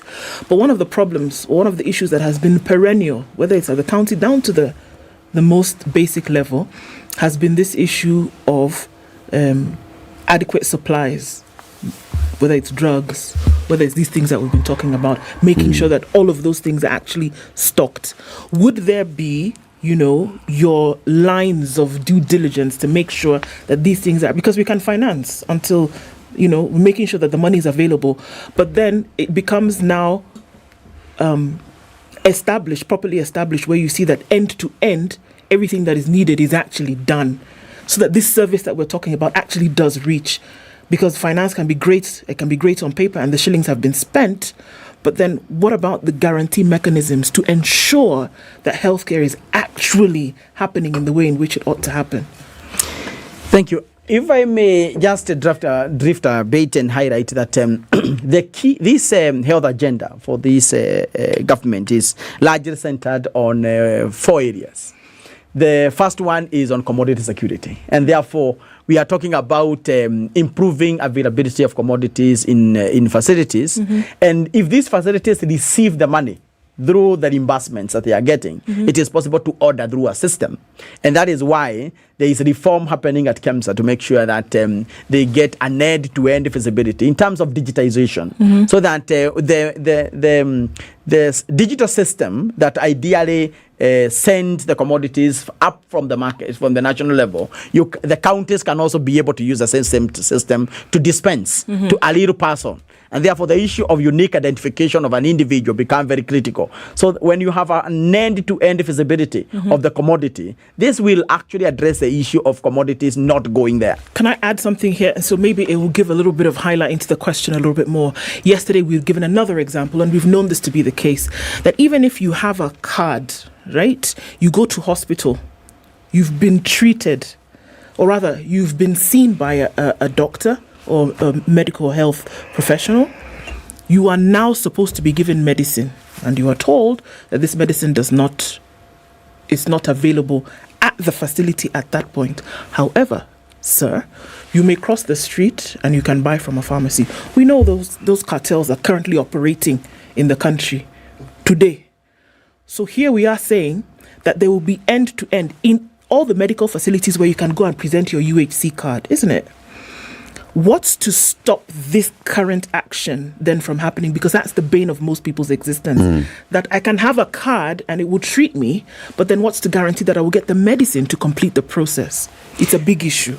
Yes, to address that issue is not very difficult because the solutions are there. Okay. One of the key thing is within the digital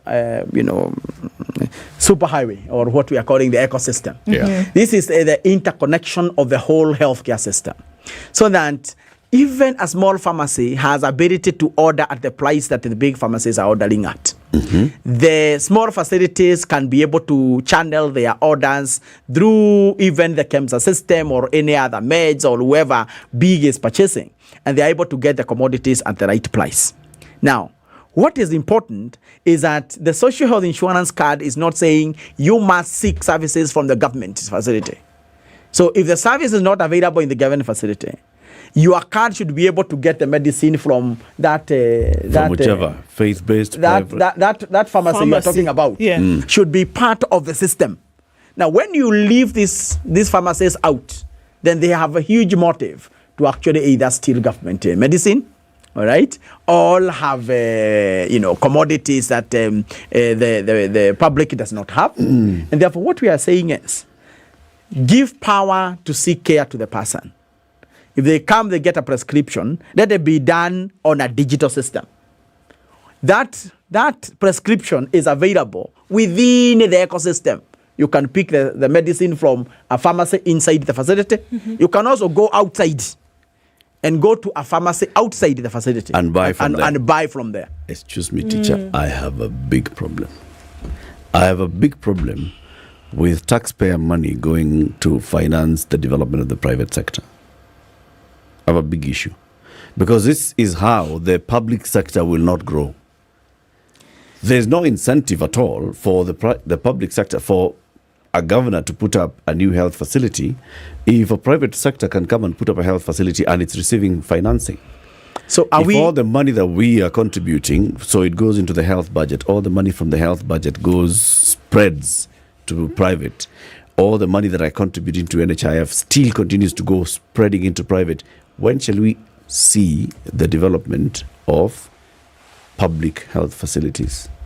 Or are we saying that we can, as long as we have health, that's what matters? It doesn't matter whether it's coming from public or private. So I want to first highlight that providers, public, private, and FBO serve Kenyans. We begin from there. Yes, they do. The second thing is that providers of care, as you may call them, the key thing that we need to look at is, are services available? All right, that's the first thing. Are we incentivizing the public to actually have that service? Now, what you are saying will actually not happen. And I can give you a case example of Nakuru. When you look at Nakuru earlier, the NHIF money that was going to the public facilities was very low. The governor, they have come in, and what they have tried to do is to improve the services in the their facilities. In the public health facilities. Correct. What is happening now, Nakuru is one of the counties where the biggest chunk of the money goes to the public. To the public. So we cannot also not say that if the governor is not improving the facilities, their own facility, that Kenyans will not go and seek care. I mean, that is also not fair. So what we are saying is, we need to have the ground leveled. And that is why there is another bill. You see, that other bill called FIF. The Facility Improvement Financing Very good. Bill. Is to actually address what you have talked about. Because it is saying, when you receive the money as a facility, you need that money retained in that facility to improve care, to reorder, all right? To provide the inputs necessary to give the services. Because if you pass the bill as it is, the Social Health Authority bill, without the FIF, what you are explaining will happen. But when you have the FIF bill, which is saying that just as the way the private is and FBO has received the resources, you have double, because you have the shareable resources that comes from the county. All right? You have been added some more money for cash up to make sure that as a facility, you have funds to provide care. So what you are saying will ideally not happen unless that is why the two bills are important. Actually, all these bills are related. In this so country, to speak. this country, we know that we've seen the faith-based organizations have been building health facilities for many years. And why were they doing that? They were doing that because the government was not doing so in those communities, primarily. When it comes to faith, when it comes to healthcare, when it came to education. That's what the churches and the mosques and the Hindu communities were doing, building schools, because the public sector was not doing so. And then we saw private sector coming in, especially in education. And private sector was also bridging a gap. Government had sat back, it wasn't building schools, it wasn't developing our facilities. Private sector had to come and catch the gap. Same thing with our healthcare. Now we are saying that we put equitable amount of money. This public sector that has not been thinking of actually developing itself will have some money, and then some more money will go into private, another money will go into faith-based, and let them all develop. We can all see where the catch-up will be. Not only that, I fear that the government will sit back and not build hospitals, because anyway, see, there are hospitals in Kenya. But even more importantly, the reason why the private sector, whether it's in education or health, flourishes is because people lost faith in government facilities a long time ago. Yes. So how do you regain this faith? I actually like what you're presenting. It actually makes sense. And it's ideally what should work. But then we don't live in an ideal world. How do we get people to understand that what you're saying will be of benefit to them? Not that it works, because it can work, but it will be of benefit, because the trust and faith in what works was long shifted to the private sector. Thank you very much. So I think we must accept that a time comes when a change must happen. And, even if the river had lost its course, it must return to where it's supposed to be. This river is flowing upstream. So even if it's flowing upstream, we have to make sure that majority of Kenyans who are still not accessing services, and also that when it's purely driven by the private sector, also there is an erratic increase in the prices, of healthcare. Yes. That is a market demand, of course. 550 billion shillings explained. Correct. So what we are saying then is that we must look at this reform agenda holistic. What are we saying?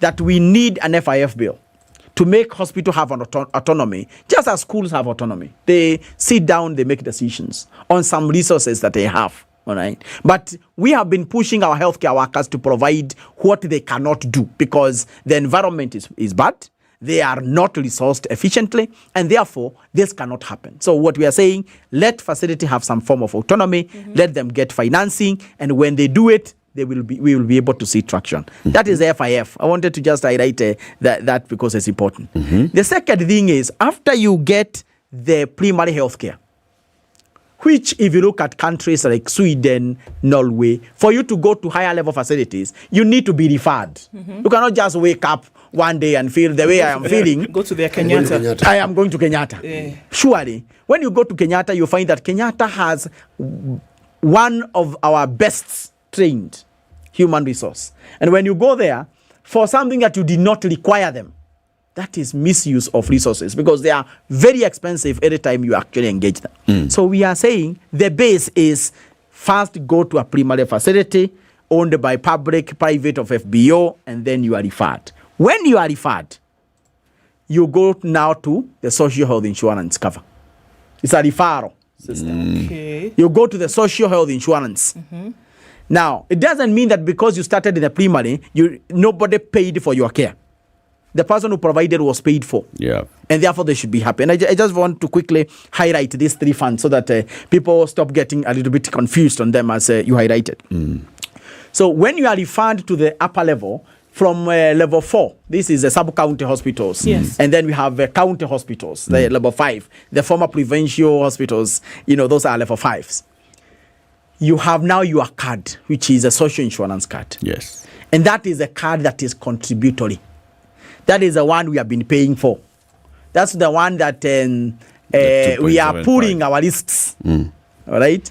And that card is very close to what we have with NHIF, but different, because the target is the 80% of Kenyans. Daktari, please allow me to pause you kidogo. We go to the news.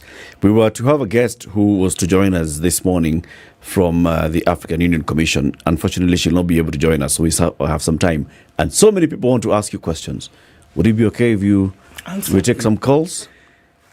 For a couple of minutes in the next hour. We'll continue. Then we take calls. We will continue. No, we will give you the time to finish exactly what you want to say. In the next hour. All right. So you stay on. So Dr. Daniel Mwai, who is the President's advisor on health financing, stays on for the next hour. All those questions, he'll explain the 3 healthcare funds, and then we'll take some questions. Good morning, 8 a.m.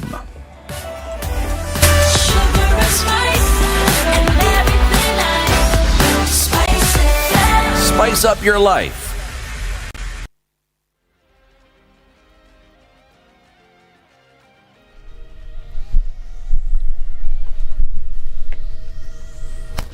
Good morning, this is the News Wire. I'm Leah Ubaga. Police in Murang'a County have arrested 26 Ethiopian nationals who were accommodated in a house in Kiharu. County Police Commander David Kainga, who led the operation, says that the women were staying in an isolated room. Kainga further said that the owner of the house and the watchman have been arrested in connection with the incident. The new Social Health Fund will be able to cater for primary health care, something that NHIF has failed to do. President's advisor on health financing, Daniel Mwai, also says that the new health agenda will ensure services are brought closer to the people at affordable prices. Mwai further says that the primary health insurance fund will allow Kenyans enjoy services from both higher and lower health level facilities.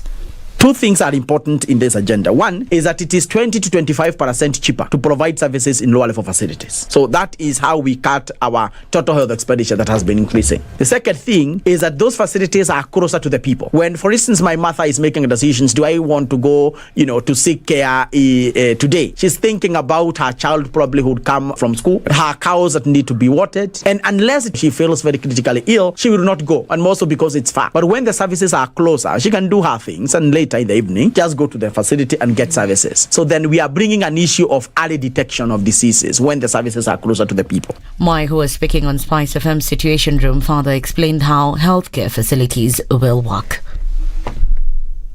So the healthcare facilities are owned by the county, they are owned by the private, they are owned by the by FBOs, faith-based. So when you go to these facilities of this level, which are providing primary healthcare services, you will provide a card, they will give you a service, they will charge the card, the same way NHIF charge for higher level facilities. They will charge that card for the services provided, and that money will go to that facility. So that facility have money to be able to improve its own services, because it can hire a casual nurse, or it can hire a casual CEO, or it can get cleaners to clean the facility. So what we are saying is that we need to start refinancing our facilities to be able to provide care at that level.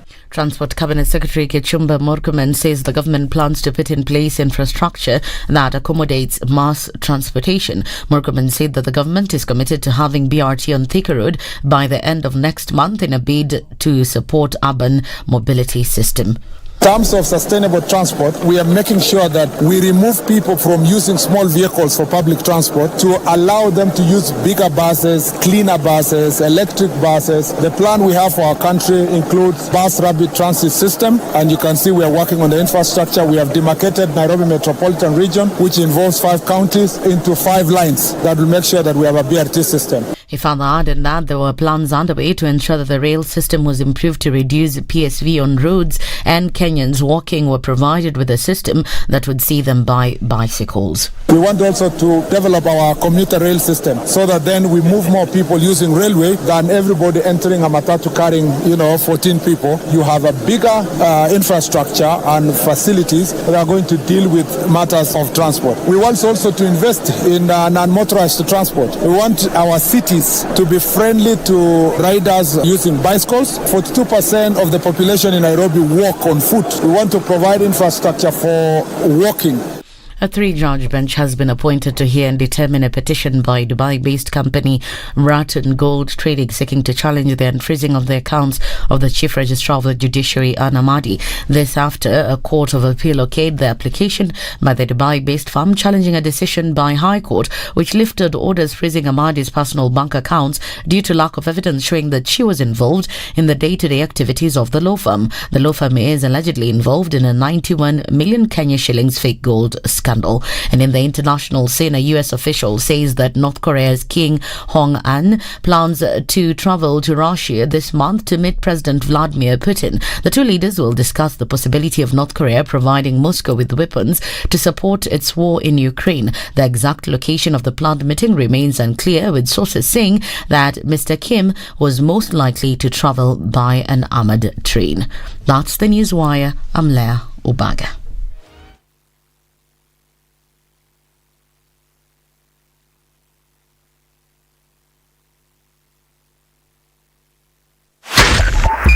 .5 Spice FM, Kisumu. All right, so still busy wherever you look this morning. The Thika Superhighway now a little bit better, but we're still looking at traffic bumper to bumper levels from the Outer Ring Junction heading out towards the CBD.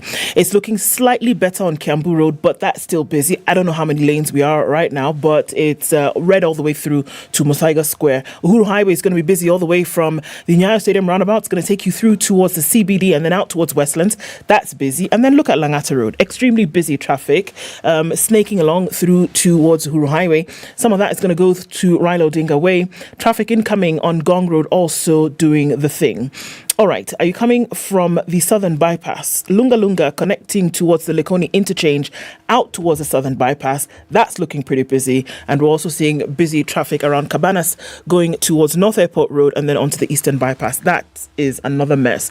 We are in traffic hour proper and it looks like it's doing the thing on us this morning. Let us know where you might be stuck. If you find a good route or, have a song to sing to somebody who's stuck in traffic with you, do it. Let's talk. Spice FM KE on Twitter.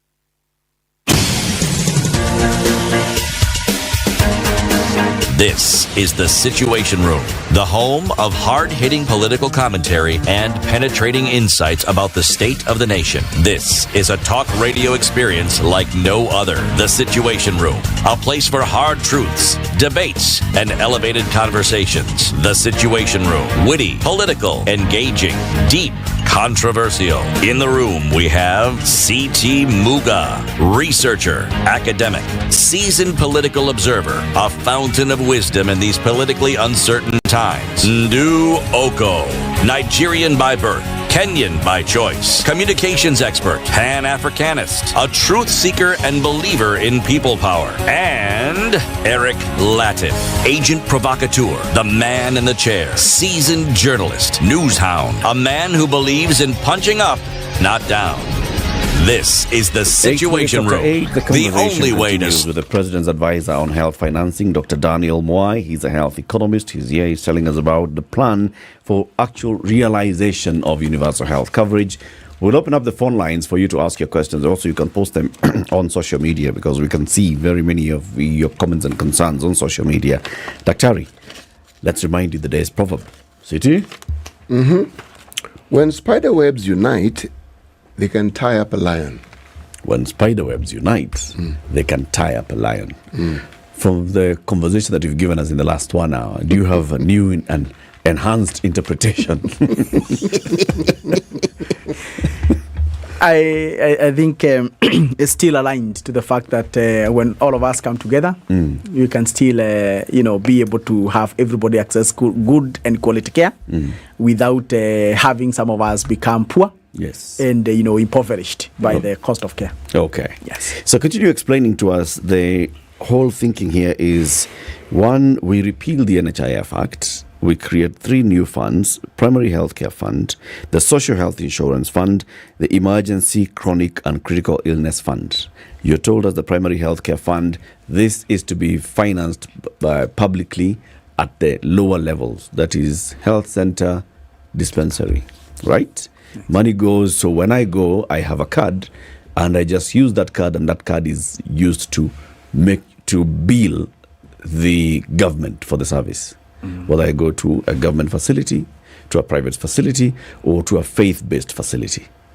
And then if my care requires some referral, I'm then referred to a higher facility. Continue. Thank you very much. I just wanted to say that there is one level down before you get to the primary healthcare fund. There is what we call the community health services. Okay. This is where we have the community health promoters. These are the people I had mentioned earlier. This is why I am not going to hospital. The hospital is coming to me. The hospital is coming to look at to check how you are faring, and they are also checking whether you need to be seen in facility and linking you up. Okay. So there are very many cases that are happening in the households that are not linked to the facility. They would get better care at the facility level, then they are not linked. There is an expectant mother. She's not attending prenatal care, for instance. She needs somebody to link them to the facility so that they get that care. Because we are not having very good outcomes, not only because of problems of deliveries. Our deliveries in facilities are very high. But also we find that people missed antenatal, but they also miss postnatal. So we may lose children and young borns and mothers around there. So that's the community level. And it's also the one that is the engine of prevention. So don't forget, we are preventing through that team. 100,000 government funded, deployed across counties, each attached to 100 households.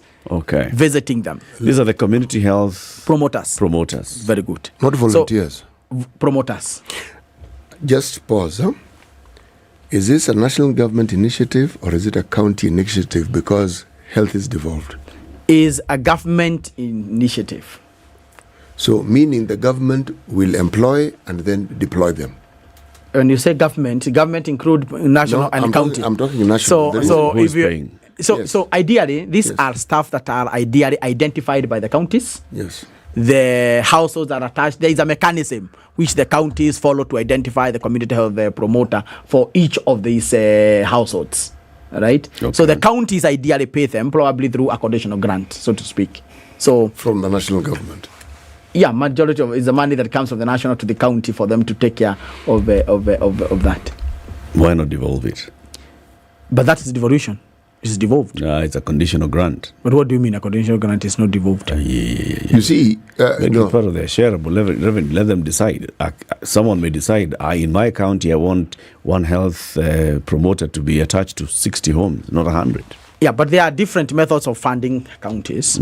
Among them is what you are saying. Conditional grants are also money that goes to the county for specific purposes, which happens to be an agreed priority funding area between the county and the national. Right. For this one, there is an agreement. These individuals whom we are calling the community health promoters, what will the basic training be? What will they have been trained in? So I would not want to go to the training this morning, but there is a whole curriculum that is developed that is accessible through the Ministry of Health, who are the engine of policy making in country. So there is a curriculum developed and the process through which they are trained to become a community health promoter. So it is already laid bare. It is available in the Ministry of Health website, so to speak. I asked that question, Dr. is because this kind of employee has existed before, more so in areas where there was care and treatment for patients who were HIV positive. They were already trained, and there were many, and this is precisely what they did, and they also were trained with the curriculum. I'm asking this because are we going to add other counties, other areas in this country that may not have had the sort of problems that highly prevalent HIV-prone areas had, but still had community health workers. Are we going to absorb these same people? Are we going to bring in? I mean, I'm simply saying this cadre existed. What are we going to do with them? So what have happened over time is to move from verticalized community health promoters or workers or volunteers, so community health volunteers earlier, to integrated. So when you mean integrated, we are saying that the household that is having somebody with HIV requiring assistance is the same one that have a child who is diarrheaing, and it's also the same household that have a father who is hypertensive. So we are saying we move from these verticalized and inefficient and not the best way to actually address the prevention agenda, but integrate. Part of these people we are talking about are the ones you are highlighting. They have been trained to be broader than become a malaria CHP, a HIV CHP, polio, a TB CHP. So a household will receive 4 people in a day. Yeah. One is for Ramka, other one is for HS. So what we are saying is that these are the people who have been retained to become integrated, and therefore they provide care at that level. And I don't want to stay much there because I will lose we start the track of the where we were going. Of the community health promoters, correct, visiting you and making sure that they can link to the nearest facility. Correct. From linking the nearest facility, you use your primary health care. Okay. All right. So you are good. But in case you need further treatment, you are referred up to the level 4, which is a sub-county hospital, level 5 and 6. So when you go to this primary and secondary referral, you have a card which is from the Social Health Authority.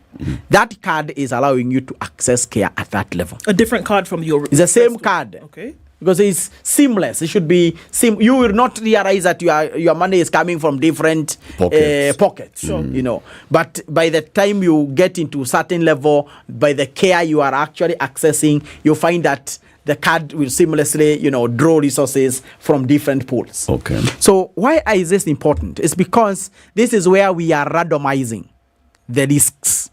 We are pulling our list together to mobilize resources for diseases that are largely medium expenditure. Low will be largely at a primary. Okay. Medium to middle high will actually be in this pool.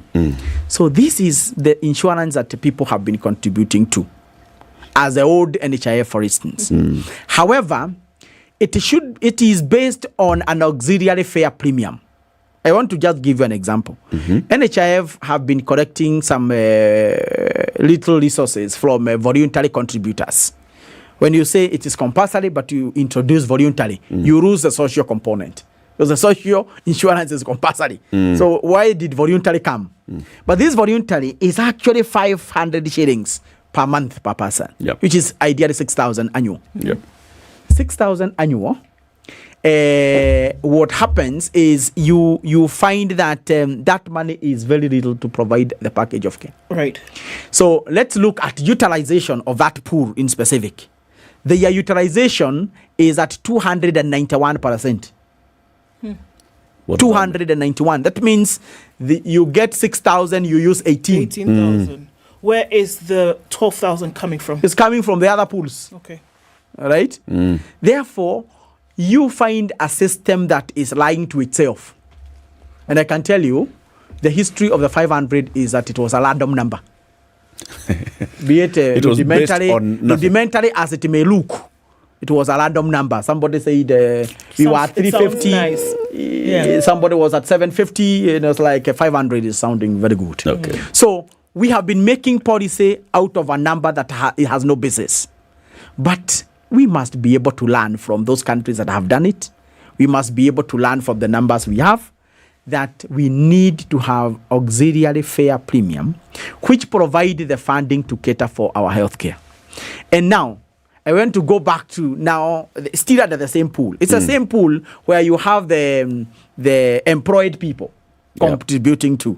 But how do they contribute? They contribute in a regressive manner, where the poor pay a higher proportion than those who have money. How?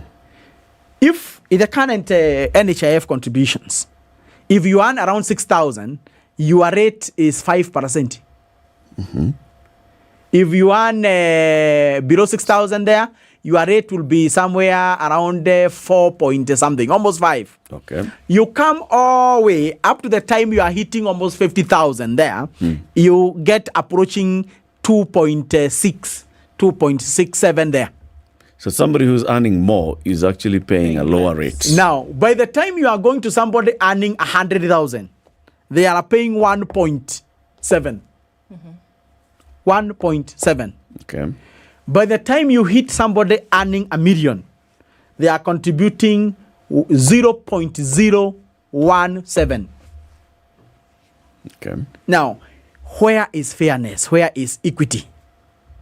Now, on a government that is largely, focusing on, improving equity as well as focusing on, the less privilege in the society, so to speak, that kind of a system that is regressive, taxing more those, or asking for more contributions from those who don't have, is unfair. I actually don't see it. I don't see it quite the way you do, Dr. What is, you earn, say, 10,000 and somebody asks for 5%, how much, numerically, how much is that money? If I'm earning 1 million shillings and somebody asks for 0.1, how much am I paying? If you're earning 10,000 shillings and somebody asks for 5%, that's 500 shillings. Precisely. Yeah. And if I'm earning 1 million shilling and you ask for 0.1%, how much am I paying? 100 bob. You pay more than 100 You're bob. paying 500 shillings. You see, 0.1% of $1 million. Yes, it's not 100 bob.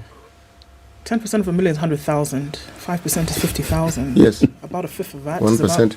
Yes. It's about 10,000 shillings. Yes, exactly. So I'm simply saying, so 0.1. So when you're looking at it 1,000. numerically, what CT is saying, numerically, the person earning 1 million shillings is paying 10,000 shillings for this. Or 1,000 shillings. The person earning 10,000 bob is paying 500 shillings. Yes. So the person paying 1 million shillings is paying more in shillings. In absolute value. Yeah. Yes. But when you look at the utility of money, and percentages across and the percentage across, because payment should be by ability to pay. Those people with less ability to pay more. And the lesser money you have, the more dear a shilling is. Indeed. So when you have less, one shilling being removed is very painful. Right? And what we are saying then is that it places the people who don't have Dr. Moya, in a disadvantaged please position. allow me to disagree with you again. The people who earn more money are the ones who find that shilling very dear to them, even more than that poorer person. They are rich because they don't part with their money. That's part of the reason why they actually have that money. Correct. I agree. That you can advance that decision, that discussion. Yes. That but what we are saying then, in terms of fairness, so that we don't care who finds their shilling more important or the other, why don't we contribute at the same proportion? Same rate. Yes. Same rate. Yes. Right? So that we don't care anyway. Who cares? Anyway, if it's the same the rate, literature is very clear actually on the money, what's dear to whoever person at whichever level. Yeah. And the lesser money you have, the more losing a shilling become more because you have less. Right? So this is where the but I also standardization agree comes with in. him that those who have resources would have gotten them because, of course, there's that pain they don't part to with that part money with the if they funding. can avoid it. So you are right. If the rate they is don't eat 60 bob lunch. My friend, they don't. If my friend, they don't. All right, they don't eat 60 bob. They lunch. don't eat in Kibandaski because they're earning 1 million bob. That's true. Anyway, it's not about the value of money. No, it's the rate. It's equity. Let it be 5% Equity in across rates. board. Very good. Then there's no problem. Very good. So if there is no problem, so what has been done is that the suggested 2.75 actually is a flat rate. All right, for everybody. So there is I don't see what the problem would be actually from such a fair, kind of proportion, and that is the money that goes to the center part. Okay. So this I want one to that go goes to into the social other one. health insurance fund. Yeah. Correct. Okay. Then from there, there are diseases that have been pushing Kenyans to WhatsApp groups. Yes. Everybody. I mean, even you guys, unless you are very lucky. you have found yourself in a WhatsApp group for somebody who want not treatment. One, not one. Several. Yep. All right. And this is what we are talking about, the critical illness fund. So you have been addressed at lower level. You are identified early. You are taken care of at primary. Your bills were paid. You are transmitted to the disease was a little bit more complicated. You went to the to the social insurance. The covered you up to there. But you still require huge expenditures. How do we shoulder that huge expenditure? Is by establishing the critical illness fund. So this is the armata. It is the ultimate, so to speak. That by the time a disease is requiring such high level of treatment, then that is where you draw this money. And I want to highlight this. The key desire, which I think, if you have been following, the president has been very clear on, is that ability to make sure that people can afford care. And that care is of good quality. So good quality care is also purchased. It has a cost. So we must also put our financing architecture in a way that it's able to cushion households from getting to that level. Before you get to WhatsApp, there is a fund which you will be taking care of. And that fund is allocated money from different sources.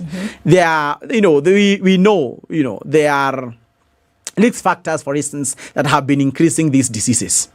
If at some point in the course of the journey we find a way of levying them something, and for me, I am one person who push for. So sin tax now goes here. It's sin tax, but the way we understand sin tax, we look at it from alcohol, smoking. I'm not even talking about those ones. I'm talking about things like sweetened drinks. Okay. All right. And these are the real causes of actually chronic illnesses. We have never gotten away of getting levies, but if we were to, which is a feasibility, a possibility, that money probably would go there. Pesticides. The second thing is that the government will allocate some funds into that level. We have donors that strategically have been pushing resources, but they don't know how they bring them into the healthcare architecture to fund efficiently. So that part also global fund also now with the provide program and PEP fund such. So those guys are getting out. So as they get out, the transition mechanism would be that the country is able to allocate some funds or mobilize resources for strategic programs. It's an area that can hold that funds. The same way we have counterpart financing now under the exchequer as a budget line. So that is the thinking around the critical illness. So this one, emergency, chronic and critical illness fund will take care of those things. Chronic, you need anti-ARV treatment. Or you need surgery. Or you need... If you need... I'm just looking at the chronic one. You need... cancer treatment. Dialysis on a regular basis. Correct. It comes in here. So there could be 4 dialysis that have already probably factored in to the social insurance. Then you need Beyond 6. that now, you need 6. Because you need 6. Instead of going home to look for your people, that fund is what we are drawing from. To cover the extra 2. To cover the extra 2. Sorry, Dr. You said that, so when you look at some of these external donors who've been holding up certain things in the country, blood donations, HIV-related, malaria, some of those, if they were to pull out of this agreement, if they're going and they get out, that the hope was that the state then would provide those funds needed for that to happen. But we remember a time not too far in the past where there was the threat. We just were shook a little bit and everybody was running all over the place that should PEPFAR funds disappear, what will happen? But now we are saying in order to fund this said peer of this fund, we're going to again rely on the state to fill in the gap. Am I hearing you correctly? So you are right. Domestic funding only comes from few sources. It's either money is coming from the household, it's either coming from the government, or it's coming from corporates. Those are the only sources of domestic funding. So what we are saying is that if they were to leave, and they will not just disappear like that. Our donors have been very they normally want gracious. Like 5 years. They have been very gracious to us. It's phased And so there's a transitional plan that need to be agreed upon, and there's even a document. There is work going on actually on that area on transitioning from the donor funding. All right, so that work is already ongoing separately, so to speak. Okay. But if the chronic illness fund provide a home where such can be channeled. But I wanted to finish the chronic illness by just addressing the emergency component. In the past, what we have seen is that we have taken serious consideration in funding the emergency evacuation. So ambulances, for instance, that you find that people get into an ambulance, they go around hospitals the whole night. No facility is willing to accept them. So the emergency care fund, which is part of this fund, is actually designed to take care of exactly that problem. So that when we say no facility should chase somebody away, but when the facility picks this person, they become a bad debt. Nobody pays the facility back. We are expecting too much from our facilities, actually making them bankrupt, actually, so to speak.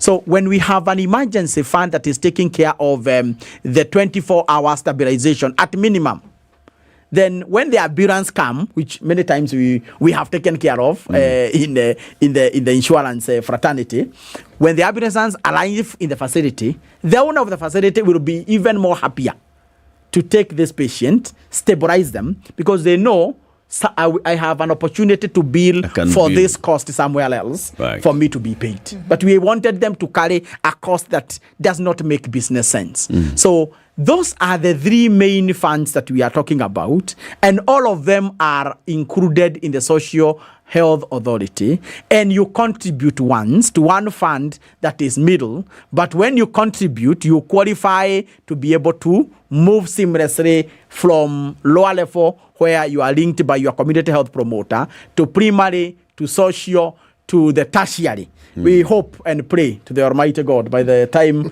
we get to tertiary, you will get cured. But if not, of course, we know that the worst can also happen. You know, the preventative aspect of healthcare is something that is a subject of papers being written, presented at conferences and talked about. Where on this planet do we see it actually being actualized?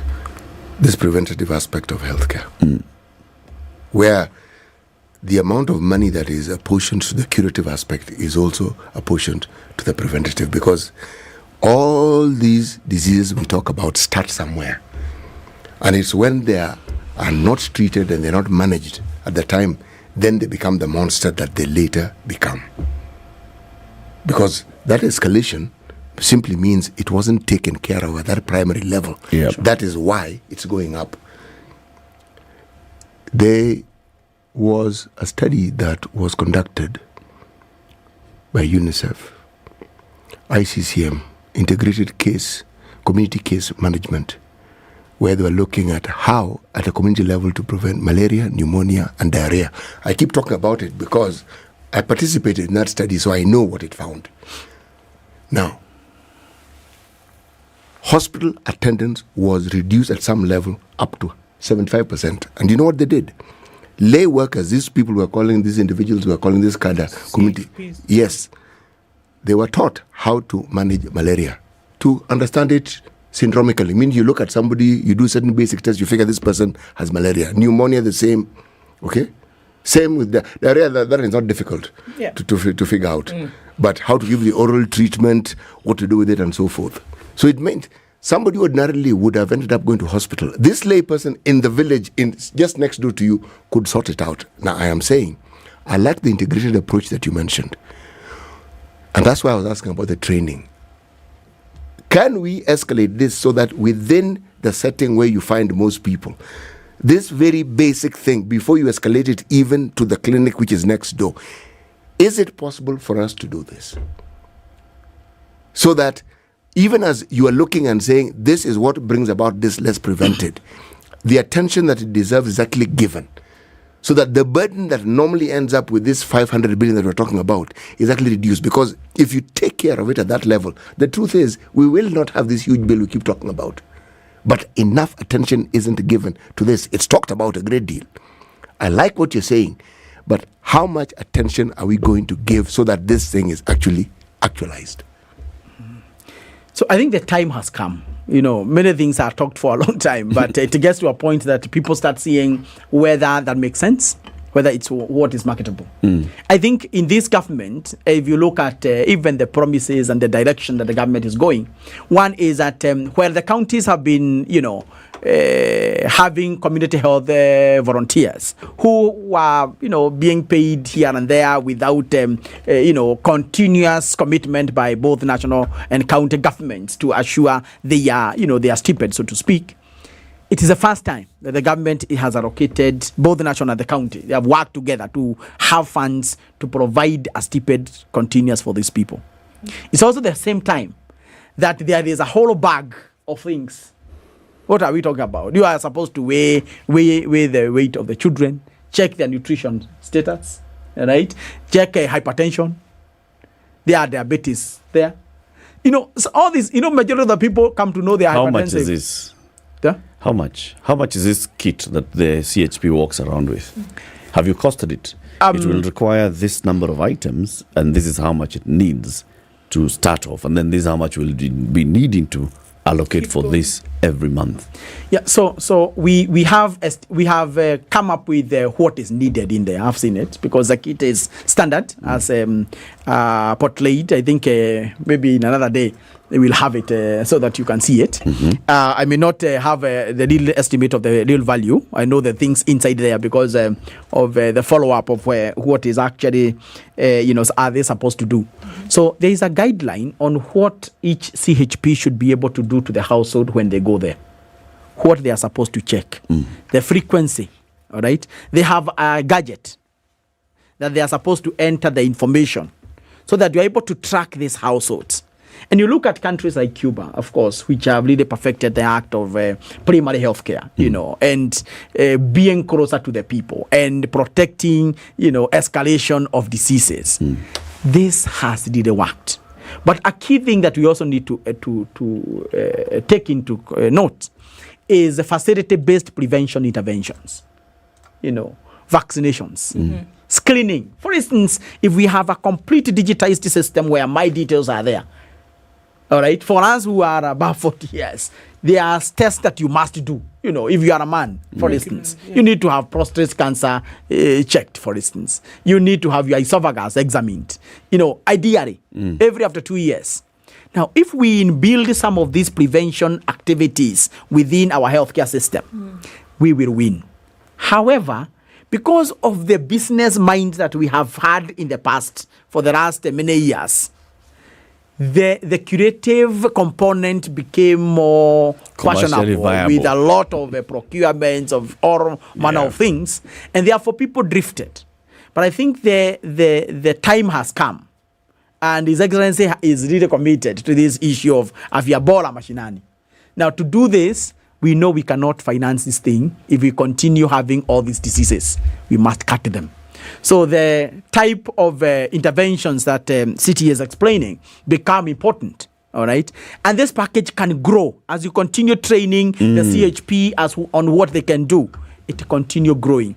Therefore, it is the only pathway to sustainable financing. There's no other. City likes what you're saying. Let's hear whether other people like what you're saying. After this break, let's hear from you, 0719-012-600. Dr. Daniel Mwai, the President's Advisor on Health Financing, explaining to us the whole thinking of the government on rolling out universal health coverage. And now these 3 funds that will be created under this one mega fund. So what's this new NHIF going to be called? The Social Health Insurance Authority. The Social Health Insurance Authority. Sure. 23 minutes to 9. Time for that quick break. On the 29th of October, we are running from Uhuru Gardens down and up Southern Bypass. This will be the 20th edition of the Standard Chartered Nairobi Marathon. It's the 20th edition, 29th of October, like you said. Have you registered? It's never too early to do it and then get on training. There'll also be virtual runs this year. Remember last time they were in Nairobi, they were in Kisumu, and they were in Mombasa. They're going to happen again this year. It's an opportunity for you to contribute towards a program that's going to focus especially on girls and people with disability so that they also have a chance to learn, earn, and grow. www.nairobimarathon.com. This is the Situation Room, the only way to start your day. Partly sunny conditions in Nairobi, highs of 25 and lows of 14. It's sunny at 17 in Nakuru, highs of 27, and we'll see highs of 25 in a mostly sunny Nyeri at 16. It's sunny at 18 in Eldoret, highs of 25 and lows of 12. And sunny conditions through Mombasa at 26. We'll see highs of 30 and lows of 24. 24 will also be the low in a sunny Malindi, going to highs of 29. And we're looking at sunny conditions at 23 in Kisumu with highs of 29. 29 will also be the high in a sunny Kakamega at 21. It's mostly cloudy in Kampala at 20, highs of 28, and we'll see highs of 30 in a sunny Dar es Salaam at 26, 17 and sunny in Johannesburg, cloudy at 24 in Lagos, and mostly cloudy conditions at 23 in Kinshasa, coming down to lows of 21. Spice FM. Spice up your life. All right, still looking at heavy traffic on Uhuru Highway this morning. It's coming all the way from Mombasa Road out towards the crossover from the Southern Bypass. And then it's going to take you through towards the Haile Selassie Junction, then out towards Westlands. Busyness happening on Langata Road as well. Inching along as you're trying to touch on Uhuru Highway also right about now. The Thika Superhighway is not letting up, at least not for now. We're still looking at heavy traffic way beyond Survey, coming out through towards the Pangani underpass. But yay for Kiambu Road because they've done the business and cleared up traffic almost to none there. We'll keep an eye on things to let us know what's going on. Spice FM KE on X.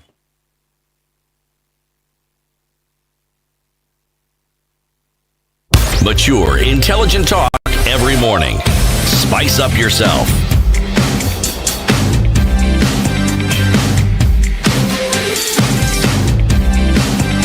Mornings done right. 94.4 Spice FM, Nairobi. 719-012-600. The President's UHC man, Dr. Daniel Mwai, is our guest this morning. He's been taking us through the thinking ahead of the launch of the universal health coverage later this year and ahead of this new bills being taken to Parliament: the primary health care bill, the digital health bill, the facility improvement finance bill, social health insurance bill, the repealing of the NSSF Act, and instead creating the NHIF Act, and instead creating the what again? Social Health Authority. Social Health Insurance Authority. Okay. No insurance. No insurance. Authority. Just SHA. Oh, okay. SHA. The Social Health Authority. Let's hear from people who are calling in already. Paul in Roiro, good morning. Good morning, Eric, City, and Du. Good morning. Morning. Yeah, I have a question for Dr. Okay. Yeah, concerning this social insurance contribution employed people will be subjected to, yeah, in the name of equality, that's 2.75% for person earning as low as 10,000 to up to $1 million or above. Yeah, assuming someone earning 500,000, they will be paying 13,750 per month. That totals around 165,000 per year. What will this person benefit in terms of equality on the side of the staff benefits accruing to this person, considering person earning 500,000, person contributing 500 shillings and someone contributing 13,000 shillings per month? Will the level of service be accessible? Same service at the end of the day, because this contribution what would you like, Paul? Would you like them to get the same level of service or commensurate to the because correct. Yeah, because currently what I'm paying similar amount and I'm to a private insurance, and I'm able to access all the private hospitals in Nairobi for myself and my family for all the services. All right. Will I also get equal service for the same amount paid? Sawa. Thank you, Paul. He'll answer that. Samson in Kisumu, good morning. Good morning, Eric. Morning to you. I'm asking, will this have different fund managers? All right. The 3 funds, will they have different managers? That's a good question. He'll respond to that. Timothy in Muranga, good morning. Morning, Eric. This is Tim Theuri. Yes. A gentleman who is very well known to Moi as well. Daktari Tim. 2 things. Yes. Yeah. 2 things. Yeah. When it comes to financing of some of the initiatives that the government is having, we could explore more innovative ways of financing this. And if we were to make, say, for example, one of the funds, a contributory fund where you get tax exemption or tax deductible contributions, then you will find that the big companies that are declaring profits in the regions of hundreds of millions, what happens is they will opt to first pay their monies there and then the rest to KRA. And what that does is you introduce one a philanthropy culture, but also as you're doing that, you're able to fund your other social impact issues. 2, when it comes to provision of health, the private sector is doing north of 35 to 40% of care in the country. And it's complementary. It's not competitive to what government is doing. And the initiatives that are coming in and the involvement of private sector in them would be important because they're delivering a huge component of it. And our opinion is that as that is happening, we will support it as a private sector. And we hope that the involvement will continue as we have seen it do so. When it comes to reimbursements, private sector is a bit more efficient when it comes to claims processing and lodging. And we would hope that county governments especially would really up their game in lodging of claims to NHIF so that they can get commensurate reimbursement as well. Okay. But I love the conversation and good job, Moi. Thank you. Thank you, Dr. Theory. Answer those 3 first, and I'll pick the others. Start with the theories. There are 3 points, I think. Thank you very much. One of the things that this government is also good at is listening. So we would want Kenyans to tell us and also, provide this kind of views for us to be able to make it better. A good idea is made better. So I want to highlight 2 things. One is that, the claim management and processing, issue that has, have had quite some huge cost within the social insurer. I mean, we are also exploring, how can this be managed at a certain more efficiently, and the private sector then would provide some good pathway to look into, and this have been piloted also in other countries. So we are really focusing on looking at that. The innovative way of funding, yes, what we are providing for is a base funding. As we move as a country and grow, you get different sources of funding that can be used to fund care. And some of the issues that Dr. is highlighting become very important. I do believe that there is space for both public, private, and FBOs in terms of service delivery. And this, if done very well, we should be able to start crossing facilities at some point, which would be fantastic. That is a time when we would have been able to prevent diseases. We have very few cases, and then we are providing quality of care closer to the people. We are preventing, and therefore we don't need facilities. There are countries where facilities have been closed, and it's not that services are not available. The people are not sick. The more so the communicable diseases. Yeah. We can really cut them down to make sure that the workload goes down. On the issue of contribution, I really let us first understand that there is a meaning to the word socio insurance. Socio. So that socio, there is a solidarity component, which is that we contribute based on our ability to pay. We access services similar. Okay. There is that is a reason why we live together. So same suite of services, irrespective of how much you've paid into the fund. Yes. But now, what he was asking is, he is able to pay for, this kind of money, and the private insurance that he pays to affords him access to certain quality of care. Are you guaranteeing the same kind of quality of care for these deductions? Correct. So what we are guaranteeing is a better package of care, which is actually, better services than what these, commercial insurances most likely would be able to do because of the fact that we are all of us. So when you are randomizing a big population, then you are able to provide better service than anybody else. So that's the kind of thinking we have. The package, of course, will be provided to the people.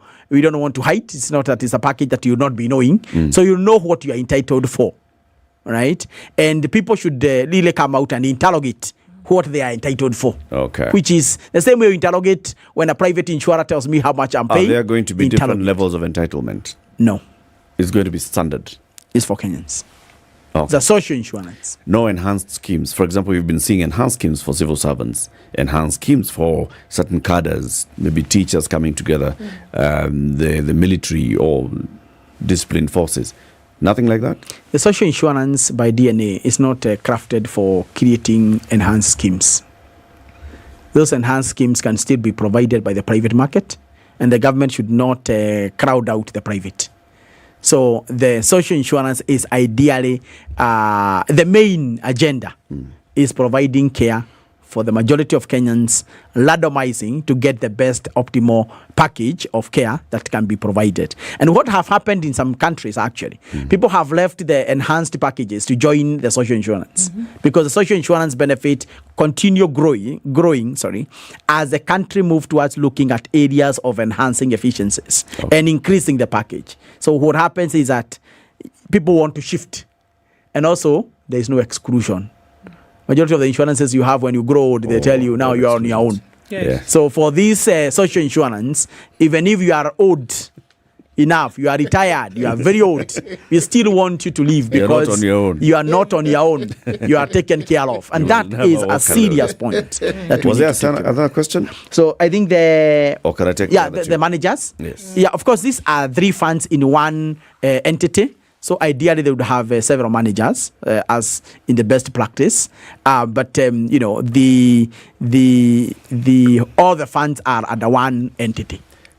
So one entity with 3 CEOs, or one entity with it's one entity with one heads? CEO. Okay. It's one entity with one CEO with one board. With departmental heads. Yes. Like the way a bank would have an SME and retail manager and the corporate manager. Okay. Let's get other callers. Dr. Alan, good morning. Good morning, Eric, and good morning to Ndu and City. Thank you for the good conversation with the guest. I have just one simple question, which is how do they plan to deal with leakage, wastage, and corruption? Because that is a trend we have seen in the health sector, both with donor money and government money. The government is very good at collecting taxes and receiving donor money, but the leakage and wastage and corruption then defeats the entire goal. It's also very good at that. Thank you. Thank you, Alan. Simon, good morning. Good morning, how are you? Very well, thanks. Zima radio tafadhali.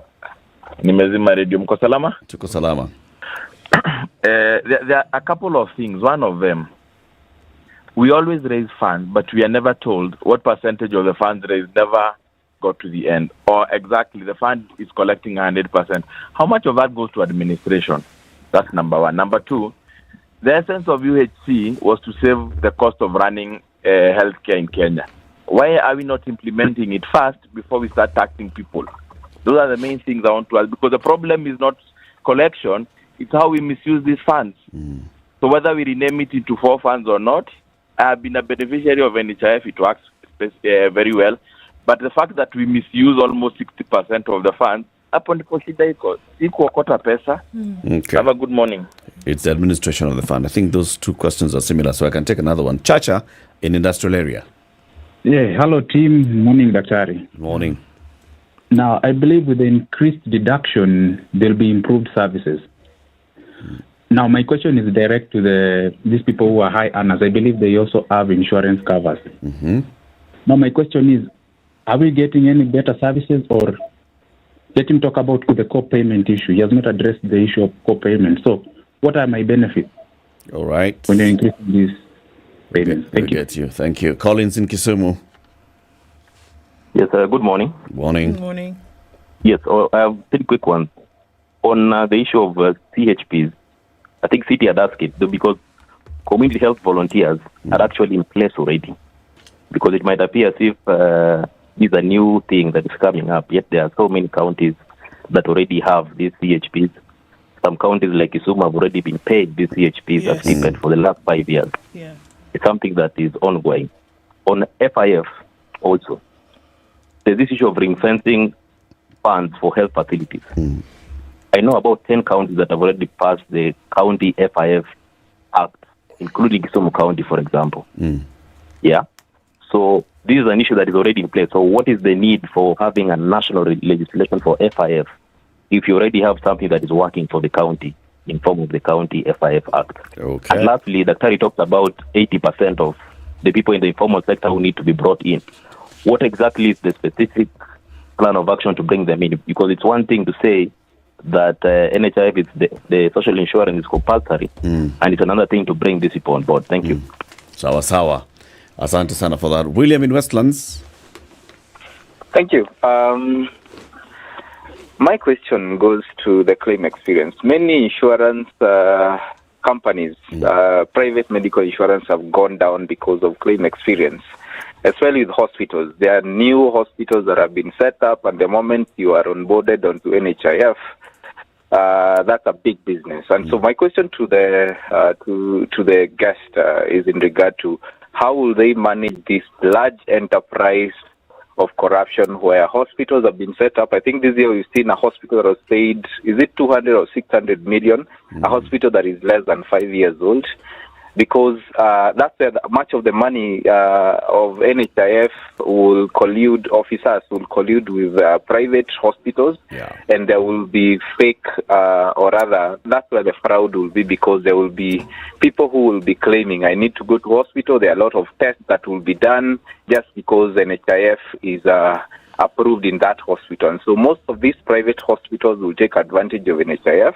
and use that as a fraud to collude with NHIF officers. So Point made. Branch managers and banks. Thank you, William. Thank you. And I think, Dr. you can start on that note, because it touches on leakages, on complaints of misuse and corruption and collusion.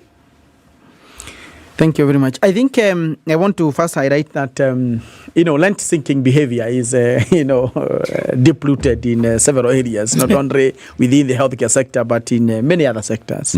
However, we do believe that the end-to-end digitization would really reduce a lot of human interface when you look at what are the points that corruption comes in terms of processing of claims and such. So what we are saying is that if you look at one of the key pillar for UHC in this government is actually that provision of an integrated information management system for health, what we are calling the digital superhighway.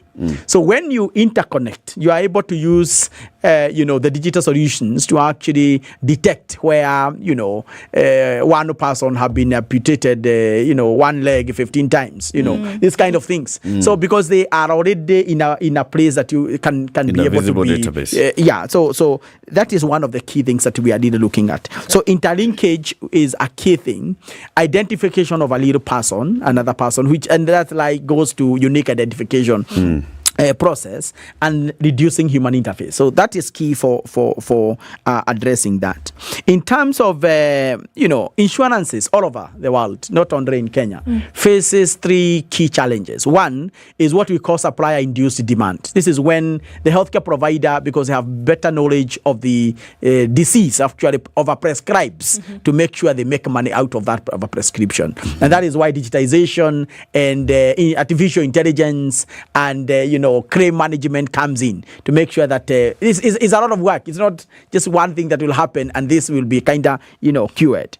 The second thing is moral hazard. This is when we have bad behavior, that increases the risk of getting disease. Because you have an insurance, you behave in whichever way because somebody else will pay for your bill, including going to hospital when you don't need. So that is the moral hazard component. And the last one, which is what is killing the current NHIF, is adverse selection. So this is when you take an insurance when you are almost sick. So that you pay 500 shillings and you claim tomorrow. After 6 months you claim. But how much have you paid? 3,000. How much do you claim? 50,000. So the insurance continue getting into losses because of this adverse selection. How to solve the adverse selection question is having everybody contribute. at the same time. Correct. All the time. So if that happens, then there is no chancing that I'll come in when I am sick to make sure that I seek care. The 80% of Kenyans, I just wanted to highlight shortly that the former people have been paying for the social insurance not because they love it so much, of course. Now we want them to contribute as they love it, because we want them to understand the package and we want them to do it as they are when they are happy. It's the same way we want to identify what are the areas can we get in touch with the informal people. Where do they go on compulsory, which services do they access that would require them to have a social insurance to guarantee their health in case they get. So the onboarding mechanism is more rigorous in this bill, and the regulations will actually show better the rigorousness of why we are saying this is a new thinking, focusing on 8 and not the 20. The 20 is easy to get them. You can just come here and find Latiff and ask, have you been paying? We know you. So what I'm saying is that there is a huge mechanism that have been put in place to make sure that the hustlers, who also happens to be those that are non-payroll, are able to actually pay for this. The admin costs have been a big problem. And the reason is inefficiencies within the system have made the cost to remain high.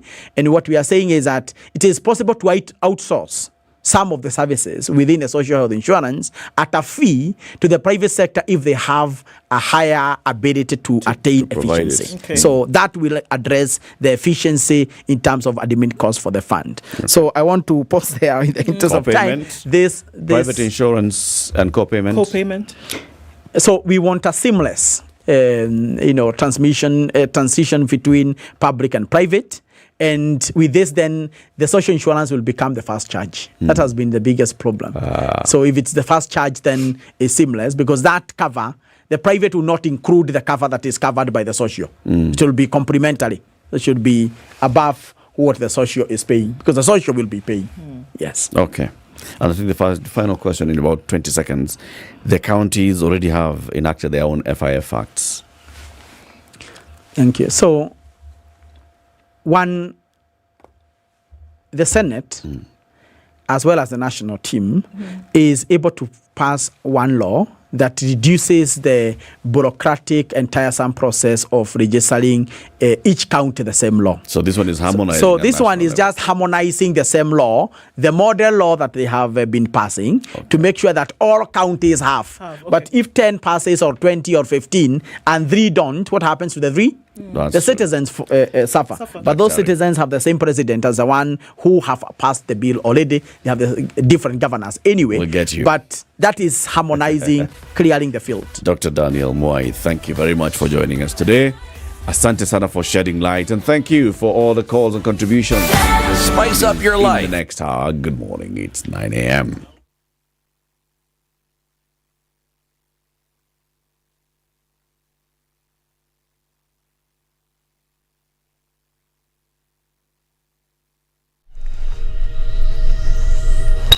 Good morning. This is the Newswire. I'm Leah Obaga. The country is currently hosting several heads of state and over 15,000 delegates for the first ever Africa Climate Summit. The forum enters day 2 with several stakeholders showcasing at different booths at the Kenya International Conference Center. Several leaders are expected to hold discussions on climate financing and how to scale it up at the international level for Africa, investing in nature and biodiversity. From 9 a.m., President William Ruto will hold a presidential opening with a discussion on the global climate agenda. Comoros President Azali Assoumani, UN Secretary General Antonio Guterres, Africa Union Chairperson Musa Faki, Youth Representative and Indigenous People Representative will be present at the launch. The session is expected to provide an update on the progress of new financial architecture and reform proposals from Africa related to climate finance. This event comes as several leaders have already arrived for the summit.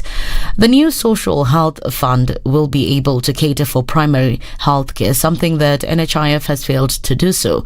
President's advisor on health financing, Daniel Mwai, also says that the new health agenda will ensure services are brought closer to the people at affordable prices. 2 things are important in this agenda. One is that it is 20 to 25% cheaper to provide services in lower level facilities. So that is how we cut our total total health expenditure that has been increasing. The second thing is that those facilities are closer to the people. When, for instance, my mother is making decisions, do I want to go, to seek care today? She's thinking about her child probably would come from school, her cows that need to be watered, and unless she feels very critically ill, she will not go, and also because it's far. But when the services are closer, she can do her things, and later in the evening, just go to the facility and get services. So then we are bringing an issue of early detection of diseases when the services are closer to the people.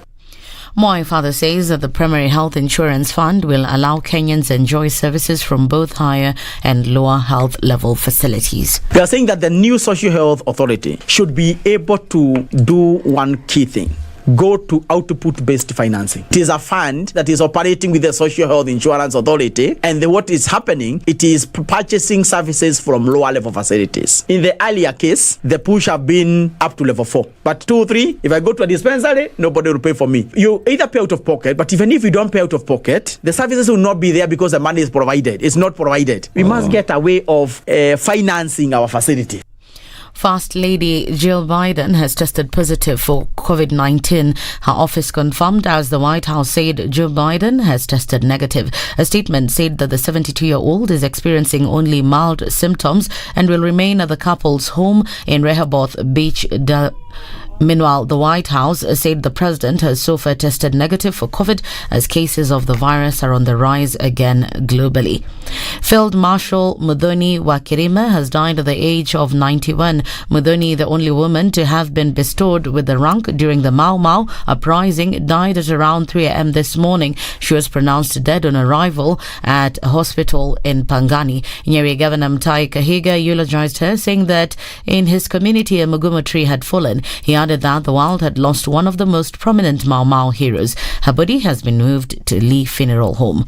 Police in Murang'a County have arrested 26 Ethiopian nationals who were accommodated in a house in Kiharu. County Police Commander David Kainga, who led the operation, says that women were staying in an isolated room. Kainga further said that the owner of the house and watchman have been arrested in connection to the incident. The PSV Operators Association in Malindi, Kilifi County have threatened to move their vehicles from the main bus termini in town to the BP station. Association Deputy Chairman Abdul Hakim says their decision has been necessitated by the presence of small cars carrying passengers in the BP area and disrupting transport services. Sasa zile gari dogo hazina speed governor, hazina yellow line, hazina insurance, lakini zinafanya kazi na zinatuumiza sana. Serikali kuu na county government washirikiane kuzimaliza zile gari. Na pale si mahali pa kupakia magari. Malindi hii modern bus park ni kubwa. Kwa nini hawataki kuingia ndani? Otherwise wakishindwa kutia magari ndani au kuyaondoa, hata sisi tutatoka nje. That's the Newswire. I'm Lea Ubaga.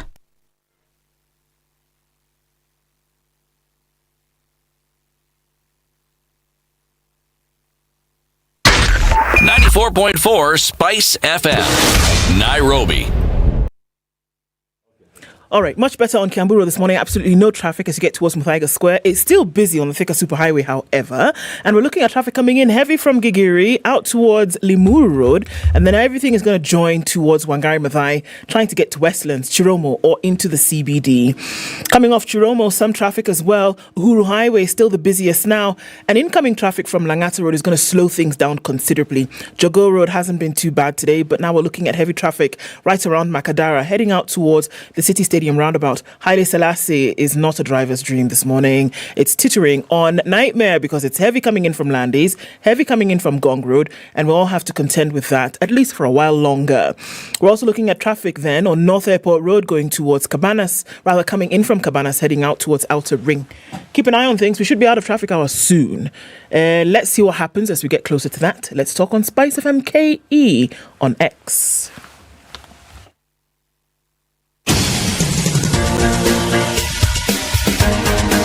This is The Situation Room, the home of hard-hitting political commentary and penetrating insights about the state of the nation. This is a talk radio experience like no other. The Situation Room, a place for hard truths, debates, and elevated conversations. The Situation Room, witty, political, engaging, deep, controversial. In the room, we have C.T. Muga, researcher, academic, seasoned political observer, a fountain of wisdom in these politically uncertain times. Ndu Okoh, Nigerian by birth, Kenyan by choice, communications expert, Pan-Africanist, a truth seeker and believer in people power, and Eric Latiff, agent provocateur, the man in the chair, seasoned journalist, news hound, a man who believes in punching up, not down. This is the Situation Room. It is the only way to start your day. The final hour of the Situation Room this lovely Tuesday morning. It's the 5th day of September 2023. Tomorrow 6th, then 29th of September, then October, and then we'll go to November. Then 29th of October, and then we'll be running. Imagine we'll be running Standard Chartered Nairobi Marathon. It's Kenya's largest single-day athletics event. It's back this year and it's bigger, celebrating the 20th edition of the Standard Chartered Nairobi Marathon. Where will you be on the 29th of October? Well, from now till then, you can prepare for where you'll be because it's at Uhuru Gardens, where we celebrate 20 years running. Register today for 2,000 shillings at www.nairobimarathon.com. Why should you do this? Because it's great to run. How will it help? It will help the Future Makers program. It helps young people, especially girls and people with disability, to learn, earn, and grow. Register today. Run on the 29th. And let's make the world a better what? Better place.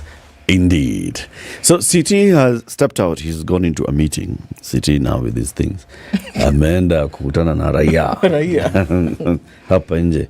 The world is talking about climate change. CT is talking about change.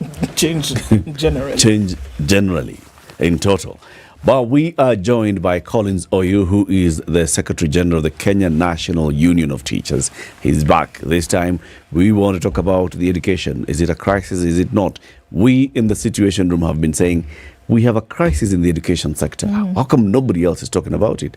Let's see if the Secretary General of the National Union of Teachers will agree with us. Good morning, Collins. Good morning. Welcome again to Kenya's biggest conversation. Thank you so much. Thank you. Again, you missed CT. When you were here last week, he wasn't here. Now again, he's just here, stepped out. He's not here. Most unfortunate. In fact, he greeted me as he was leaving. So when you say he's out for another duty altogether, I'm very much aware. Yes. It's good we met and said hi. Did he give you the proverb?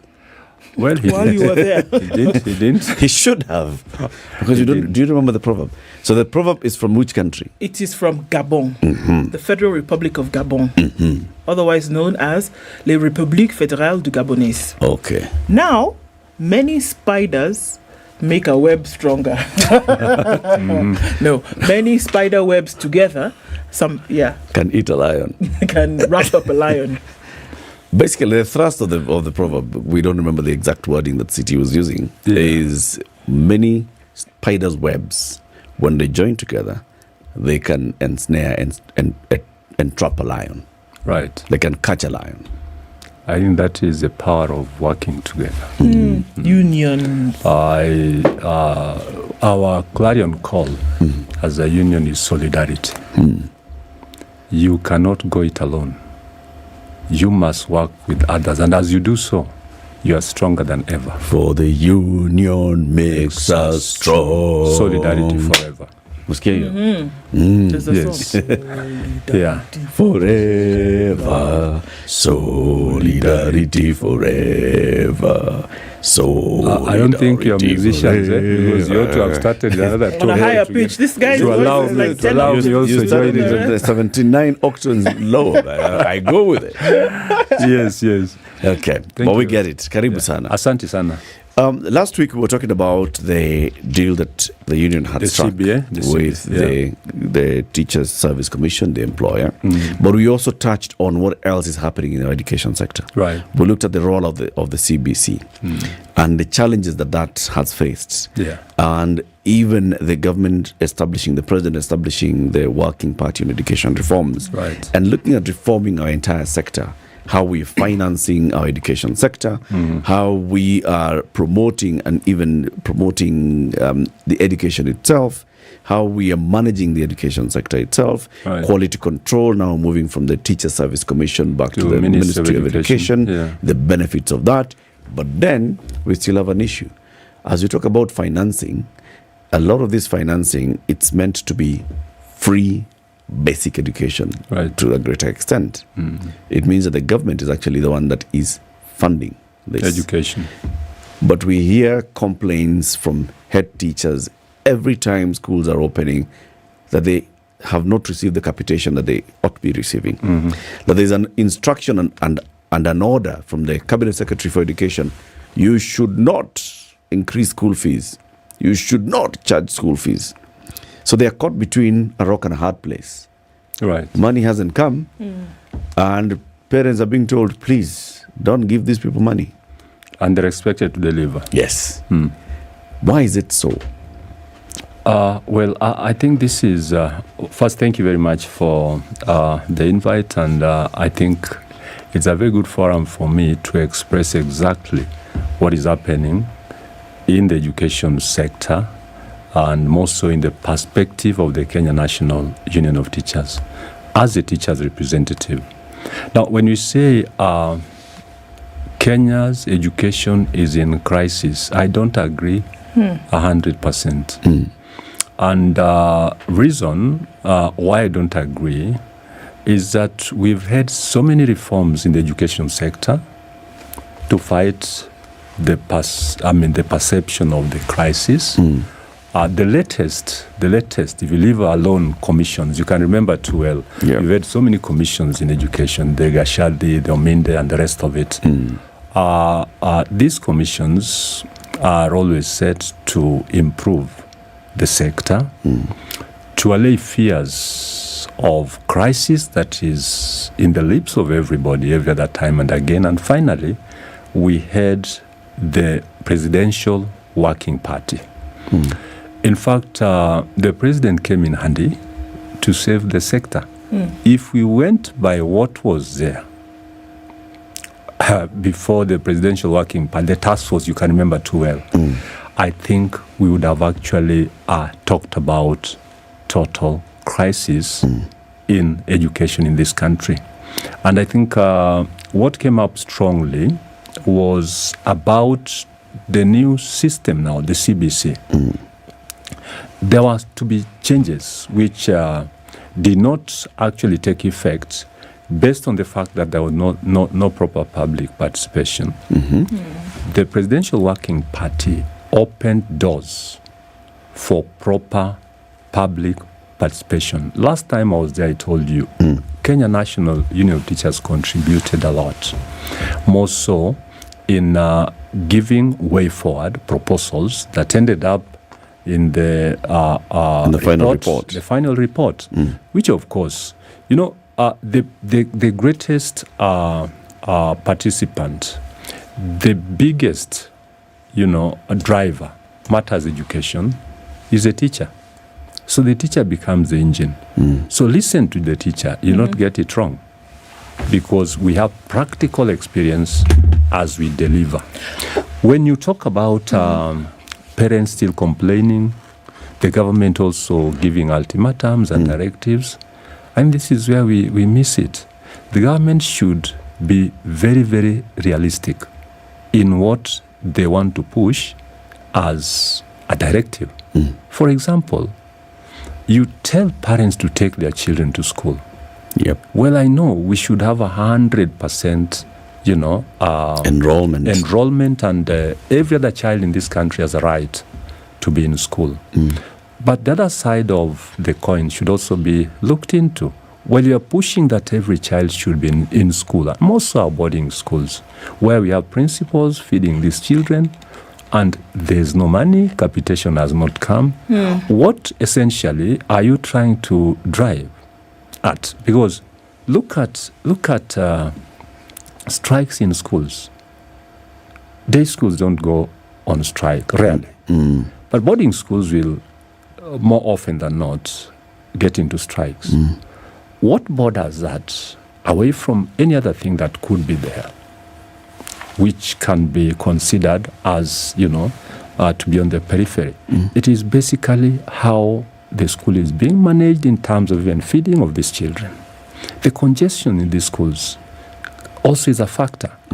If the principal has nothing to feed these children on, do you think the hungry child will stay sit put and say, let us remain hungry.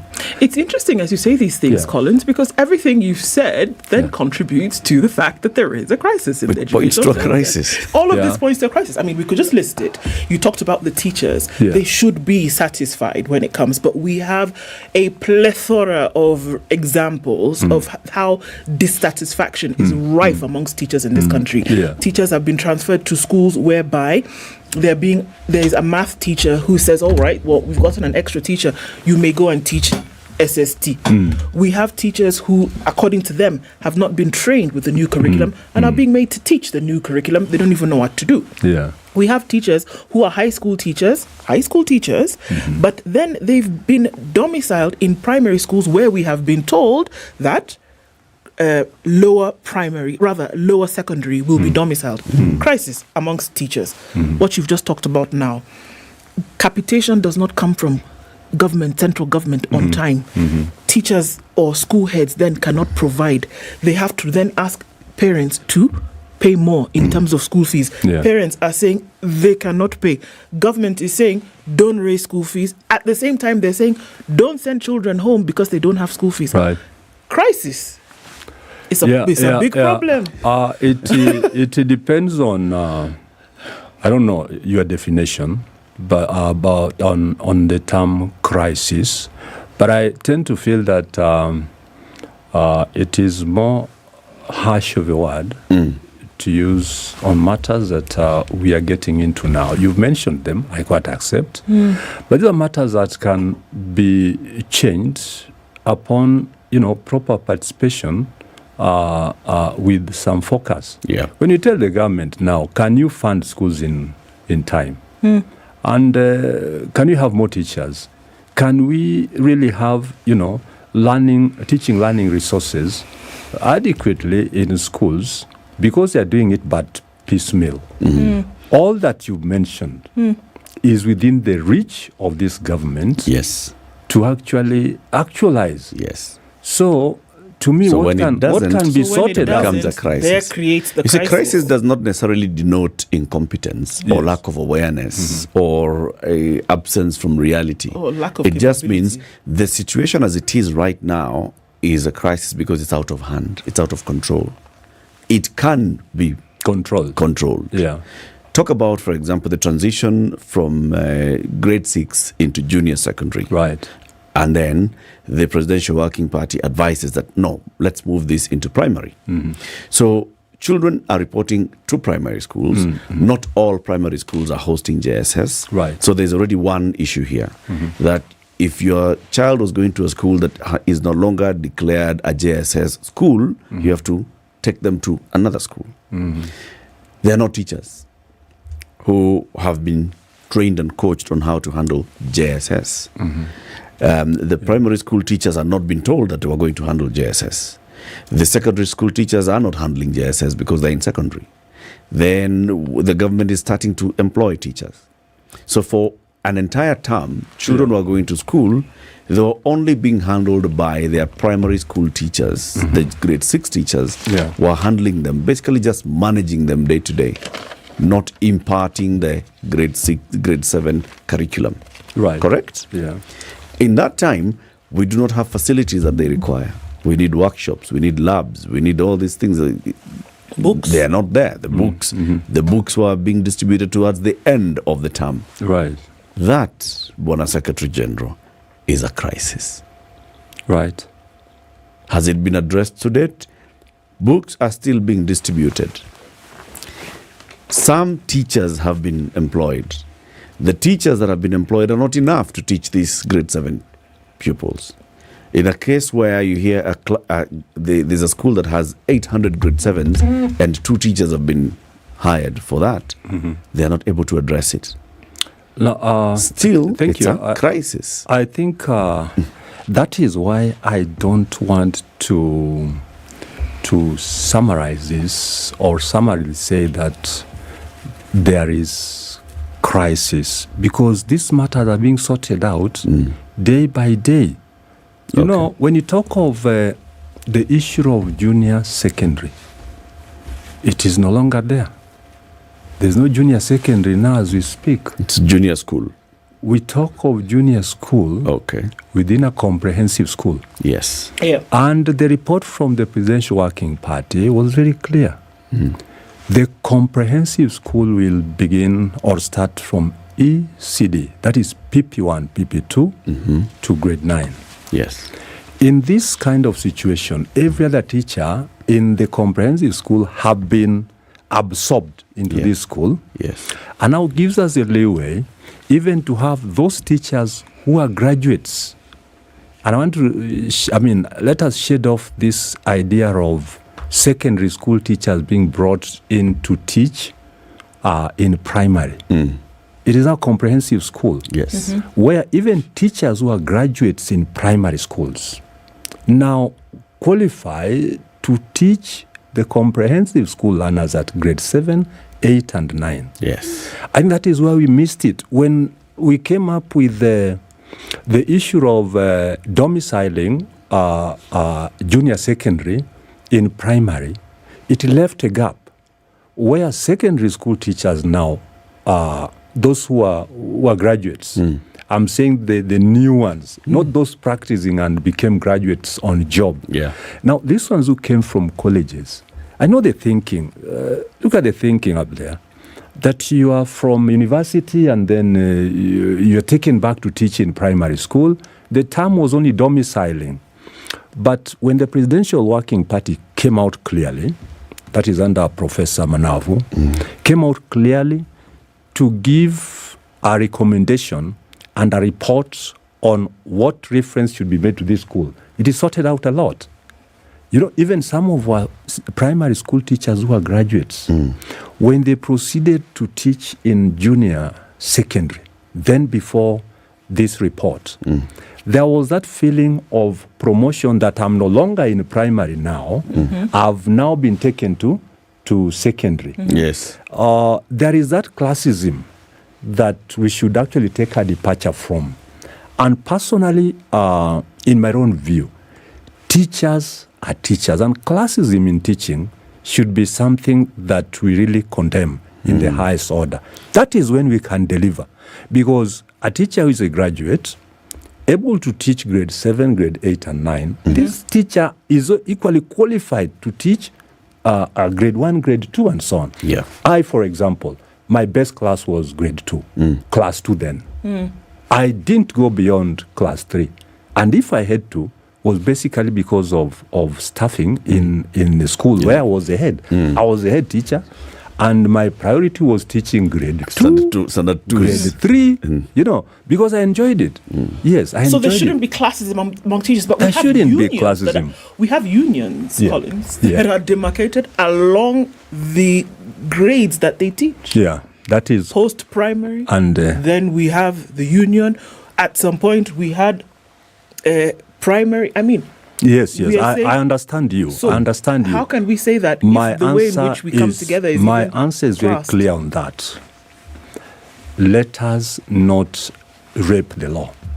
The law is very clear on matters membership of trade unions. And it is clear in the Labour Relations Act. Kenya National Union of Teachers, for example, in our constitution, which has been there from 1957, NAT will represent teachers of all grades and qualifications. Okay. When you look at the leadership of Kenya National Union of Teachers, in fact, at the national level, these leaders have been secondary school teachers at 80%. Yes. So whoever comes in with demarcation to say these teachers should belong to, post-primary, even as we speak now, I have 5 members of the National Executive Council who are principals, not even teachers, principals in high schools. Yeah. So issues of demarcation for us as Kenya National, doesn't work. Is against the law and should not work at all. I want to bring you back to what you said in terms of now with the Professor Munavu task force recommendation that we have a comprehensive school. Right. From PP1 into grade 1, grade 6, grade 7, grade 9. Right. Same one head teacher and teachers who report to this one head teacher. Right. And teachers who can teach across. Has that solved the issue of the shortage of teachers? It doesn't. And every other time... Has it addressed the concern of the grade 7s and those that can teach them? Because the graduate teachers are the ones who are now considered qualified enough to teach the grade 7s. Correct. True? Correct. How many schools in this country, out of the, 40,000 or so schools, how many have graduate teachers that are enough in number to teach grade 7s? Okay. I want to say not all schools have enough number of graduates to teach grade 7, 8, and 9. But the situation has been somehow normalized, halfway sorted out. When Teacher Service Commission now, upon our own proposals, had primary school teachers who graduated as at 2014 February. That is when TSC stopped promoting those teachers to secondary schools. It is not promotion as such, we call it deployment.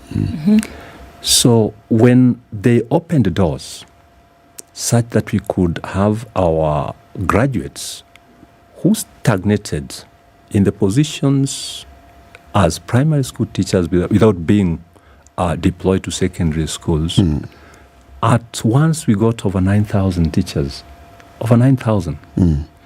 And because we are still in the process to have Teacher Service Commission, and all the government for that matter, employ more teachers. We have about 342 teachers now, and the teacher-pupil ratio in Kenya, average now, is 1 to 60, 65 teachers. The UNESCO recommendation is 1 to 45 at most. Wow. 45 students. Yes, 45 learners. But go to Olympic Primary School.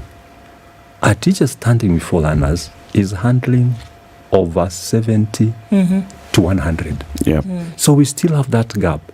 And much as we congratulate the Kenya Kwanza government for what they did, you remember too well, employment in teaching did not go beyond 5,000 annually.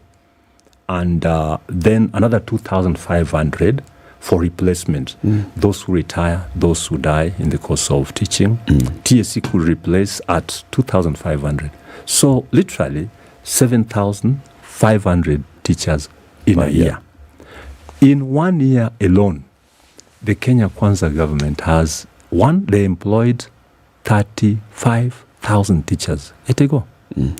Then there's an additional 20,000 now. In our own analysis and based on the teacher-pupil ratio, that is not yet enough. And if this did not happen, I think I would have qualified total crisis in teaching, you get.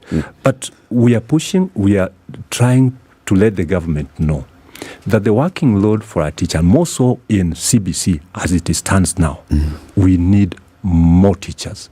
And remember, I told you last week that Kenya National Union of Teachers premises its arguments every other time on research reports or research findings. Our research findings to have CBC rolled out well and successfully, the number of teachers is key. Infrastructure is key.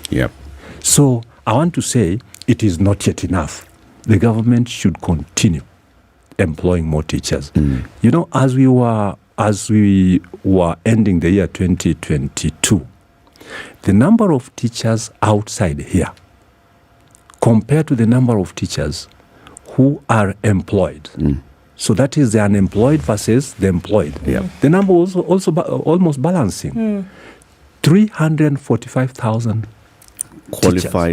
qualified, trained, and teaching, versus close to 300 and another 20,000 teachers outside here, qualified, trained, qualified, but not employed. So that is where we are as a situation. So we don't have shortage of teachers in this country. What we are still pushing for and must push for the success and get rid of the crisis that you're talking about is employment of more teachers. Hire more and more teachers. Yes. And in that, the government should also prepare to fund matters education properly. And because of this kind of laxity in employment, education has now been commercialized, which is, a dead thing. This will kill this country. Yep. Yeah. Because somebody sets up an institution, brings in a few teachers to pay little money because they are jobless, and then have the learners come in to pay a lot so that they can make profit. Education is a public good. It should not be a profit-making entity. No. The boss of the TSC went to Parliament, was it last month, and reported to Parliament that they have advertised for graduate teachers to apply to become junior school teachers. Right. And they were facing a problem, not a crisis, as you say. They were facing a problem because many of your members who are graduates were saying, why should I take up this new role of teaching in junior school, yet it doesn't come with anything extra in terms of benefits and emoluments? What do you say to that? I think that was a misconception. The best labor practice, definitely in junior school, now comprehensive school at the level of grade 7, 8, and 9, there's additional work. Just like when you go to secondary schools, now skills should be more sharpened, and you should be ready to handle our challenges more than what we have in primary. That one actually was bringing a difference between primary and secondary. For one's higher qualification and for additional work, there should be additional remuneration. It is automatic, globally, everywhere. Everywhere. As you sit here, go back to your papers and you produce to KTN and say, now I have more papers in addition to what I used to have. They must prepare to pay you well. Give you more responsibility. That's right. You took your time, resources, to upscale your position in terms of qualifications. You should earn better than what you used to earn before. There's no question about it. So this contributes to the problem that we're having. Yeah. Because then when teachers have not applied for these vacant positions of grade 7, 8, 9 teaching positions in their own schools, then they are not teaching the grade 7s. Yet they are qualified, but they are not. No, it was not a question of applying to be... Because basically what the TSC was, what I understood the TSC to be telling Parliament is, I want to use the same resource of teachers that I have in primary school for them to teach grade 7s. But for me to do that, I need to appoint them to teach grade 7. Right. But I'm not able to appoint them to teach grade 7 because they're not applying for their responsibility to teach grade 7. I think they want to continue teaching primary. My question is that really true? Because even those who did not qualify to teach grades 7, 8, and 9, according to Teacher Service Commission, but according to us as a union, they qualified.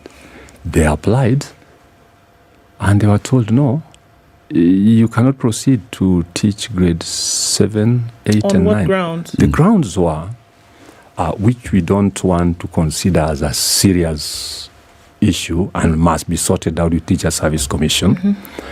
Most of our teachers, the qualification to go to, to get admitted to a primary teachers training college is grade C plane. You got your C plane, you proceed to, augment your, to proceed with your learning in school-based, in universities. You qualify as a graduate. So when they presented their applications, Teacher Service Commission dropped all those who had KCSE C as a mean grade. Irrespective of the fact that you even did better than one who had B plus or even A minus in KCSE. So this is one issue that we are tackling with Teacher Service Commission on matters qualifications.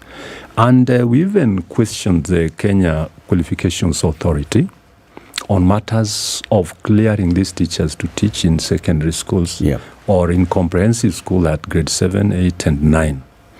Our reasoning is we have individuals who scored D and even Division 3, weak Division 3s. And they're now professors. And they ended up even doing better than those who had B pluses and the rest of it. Our reasoning also is based on the fact that you must not get into consider the KCSE grades.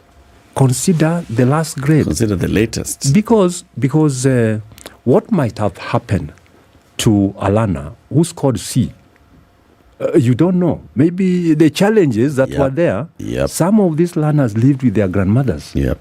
So they couldn't have that ample time to do very well in KCSE. But got an opportunity now that you can earn your little money and sponsor yourself in college. You end up with first-class honors. Imagine one being employed as, being deployed by Teacher Service Commission, and this teacher had lower second in the degree that he or she got, and a very good B plain or B plus KCSE. There's this other person who got C plain, but university grading, not even upper second, first class honors. Now, who is fit to handle whoever you want to handle? No. What does the TSC say? I mean, also the Kenya National Qualification Authority. Because just casually reading this, it's basically smacks right in the face of promoting competence and all. Correct. And continuing to punish somebody because of the grade that they got very many years ago in secondary school. That whole issue of, you've gotten C, you have not failed, you can still make something out of it. Go into certificate, you can go into diploma, higher national diploma degree, and you can advance. It means it doesn't matter. It doesn't matter. It doesn't matter if you ever advance into PhD. It doesn't make sense at all. What we go to lecturers in universities, most of these professors, these are people who actually have taken into account that lifelong learning which is actually the principle in the SDG 4, Sustainable Development Goals number 4, which emphasizes in lifelong learning. I should not be stopped from doing my best when I'm able to do it. And nobody should peg any consideration about me on what is basically 10 years, 20 years ago. KCSE should not be the basis of Teacher Service Commission stopping the employment of these teachers to serve in grade 7, 8, and 9, and maybe deploying those who are serving before in primary schools to handle grade 7, 8, and 9 in the comprehensive school. Let's take a break. I hadn't realized. It's 20 minutes to 10. Collins Oyu is the Secretary General of the Kenya National Union of Teachers. We are talking about the education sector in the country. We think that there's a crisis. He says, no, we don't qualify it as a crisis. There are teething problems. And there are problems that can be surmounted. Minor issues. There are minor issues that can be sorted out. Okay, why are they not being sorted out? Anyway, let's take a break. We'll come back on that. 20 minutes to 10. Yes, thank you. This is the Situation Room, the only way to start your day. On your marks, get set.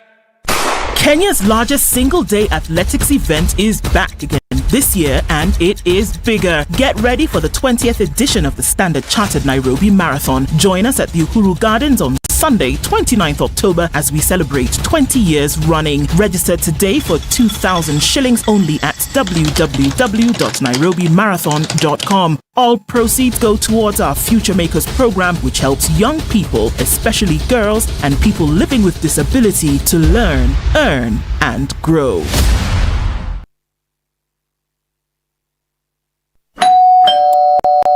Oh, finally! It's my Standard Courier delivery.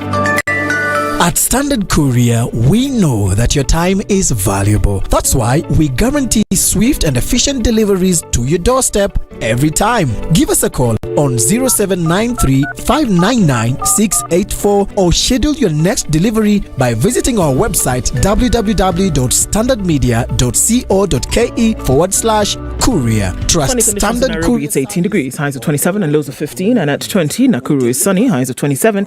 We'll see highs of 25 in a cloudy Nyeri at 17 and 19 and sunny in Eldoret, going to highs of 25. At 27, it's sunny in Mombasa and we'll see sunny conditions through Malindi, currently at 27. 25 and sunny in Kisumu, highs of 29. And we'll see highs of 29 in a sunny Kakamega. At 23, it's cloudy in Kampala, highs of 28. And Dar es Salaam will be mostly sunny today, going to highs of 31. 20 and sunny in Johannesburg, highs of 28 and highs of 28 in a cloudy Lagos. 23 and sunny in Kinshasa. Looking into Beijing, Tuesday afternoon is sunny at 32, partly sunny at 20 in Paris, and it's a haze over London at 17, highs of 27. It's clear in New York. It's still Monday night. Coming into Tuesday, we'll see highs of 33 and lows of 24.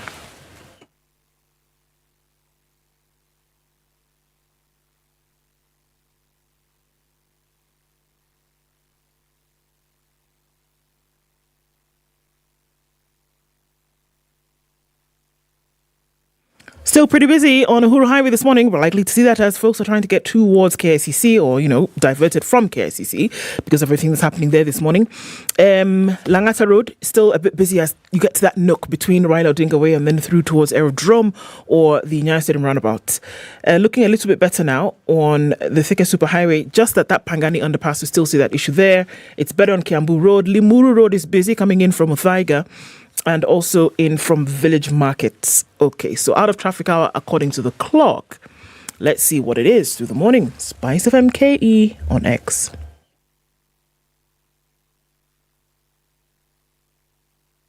Are you ready? Okay. Spice FM. Mature, intelligent talk every morning. Spice up yourself.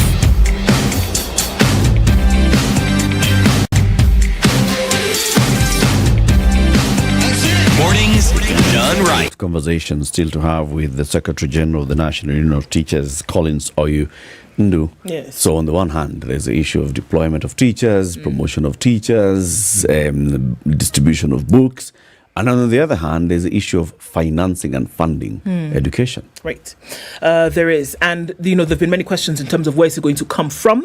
But then we've also seen that education across board in terms of that funding, how it happens. We've seen the increase of capitation will come along with the reforms of the Presidential Working Party. Capitation will also include now pre-primary. Correct. The question is it sufficient? We're looking at capitation of just over 1,000 shillings in pre-primary, and then we've seen an increase across the board between 600 to 1,100 shillings, and that's then from primary all the way, now comprehensive school until secondary. Thank you.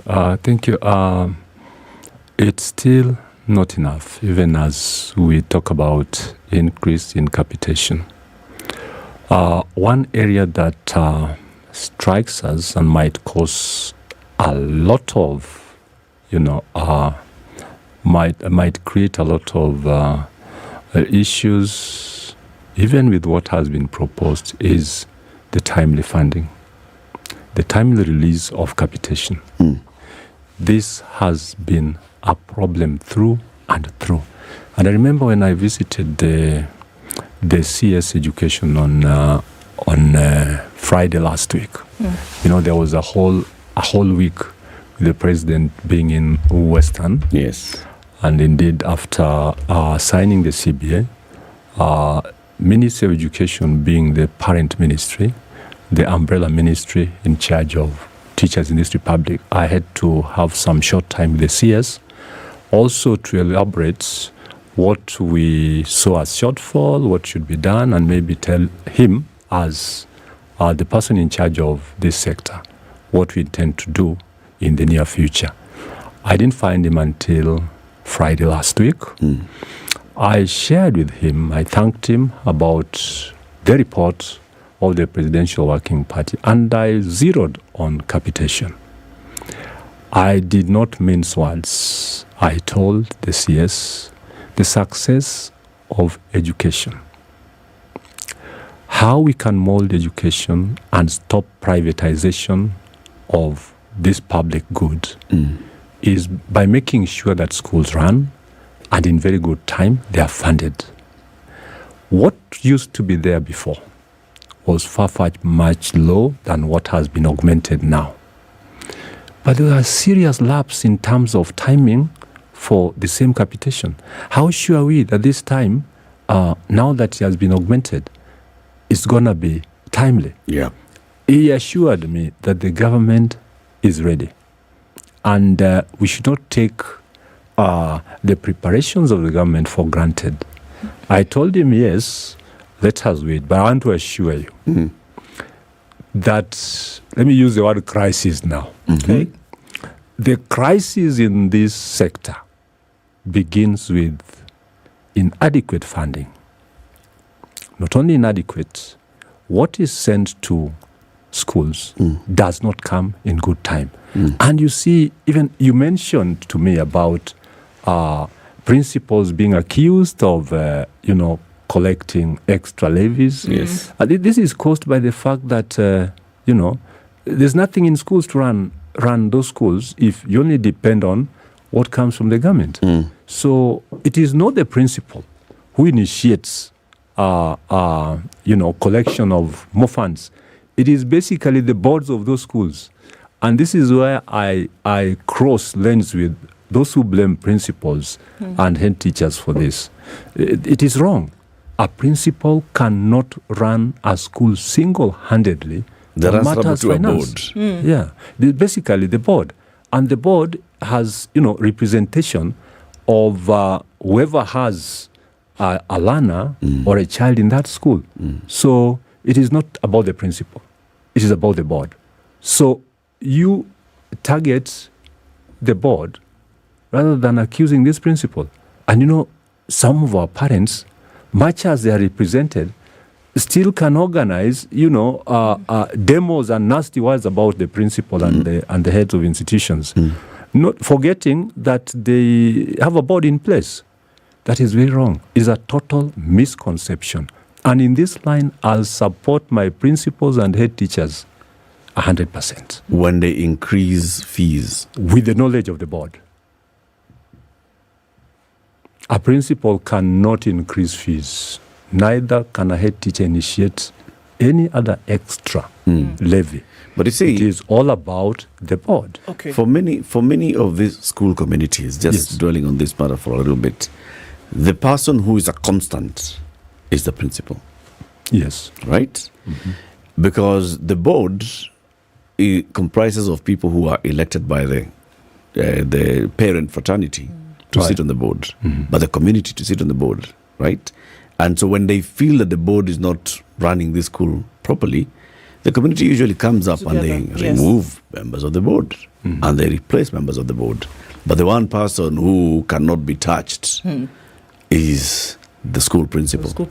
I think it's not right. And that's when we see demos where parents are now going and demanding the ouster of a principal because everything else has failed. It's not right to say that the community brings in the board. The boards of schools are enshrined in law, and the Ministry of Education has total responsibility in getting us who is who in that board. I'm a board member of two schools. The community did not bring me in. I was brought in by the Ministry of Education. So before the ministry takes time to point a finger at the principal, let them talk to me as a person, a representative they sent there. Yes. So what I'm saying in a nutshell is, let us not let's not isolate there. Yes. Let us not isolate the principal from the board. He's part of the board and the secretary of the board. Yes. But then when when the cabinet secretary assured you that the government this time is going to release money at good time, Were you given timelines? Plus, because previously. Well, first of all, I had to accept because a word from the CS, who is a serious representative of the government, I, as a leader in this sector, because trade unionism also falls under the main, teaching as a sector, education as a sector. I could not stand in with much pessimism than optimism. Was there I guarantee said yes. that the pending? Yes. Because everybody knows, I'm sure you know, it's a pain point, that schools have not even received the balance from term 2. Correct. We're in a short term now for term 3. Yeah. And there's still a backlog. So any money received now is paying what was there, was left. Filling the hole. So there's the promise of the future, but then there's also this big hole in the past and the present that is yet to be filled. So which comes first? Now, I think let's get it right. There is the Presidential Working Party report that faces implementation. The implementation of the new report should actually commence immediately we are done with the holes you're talking about. So what I told the minister is how I wish you are done before we start implementing what the Manavu has come up with as a chairman.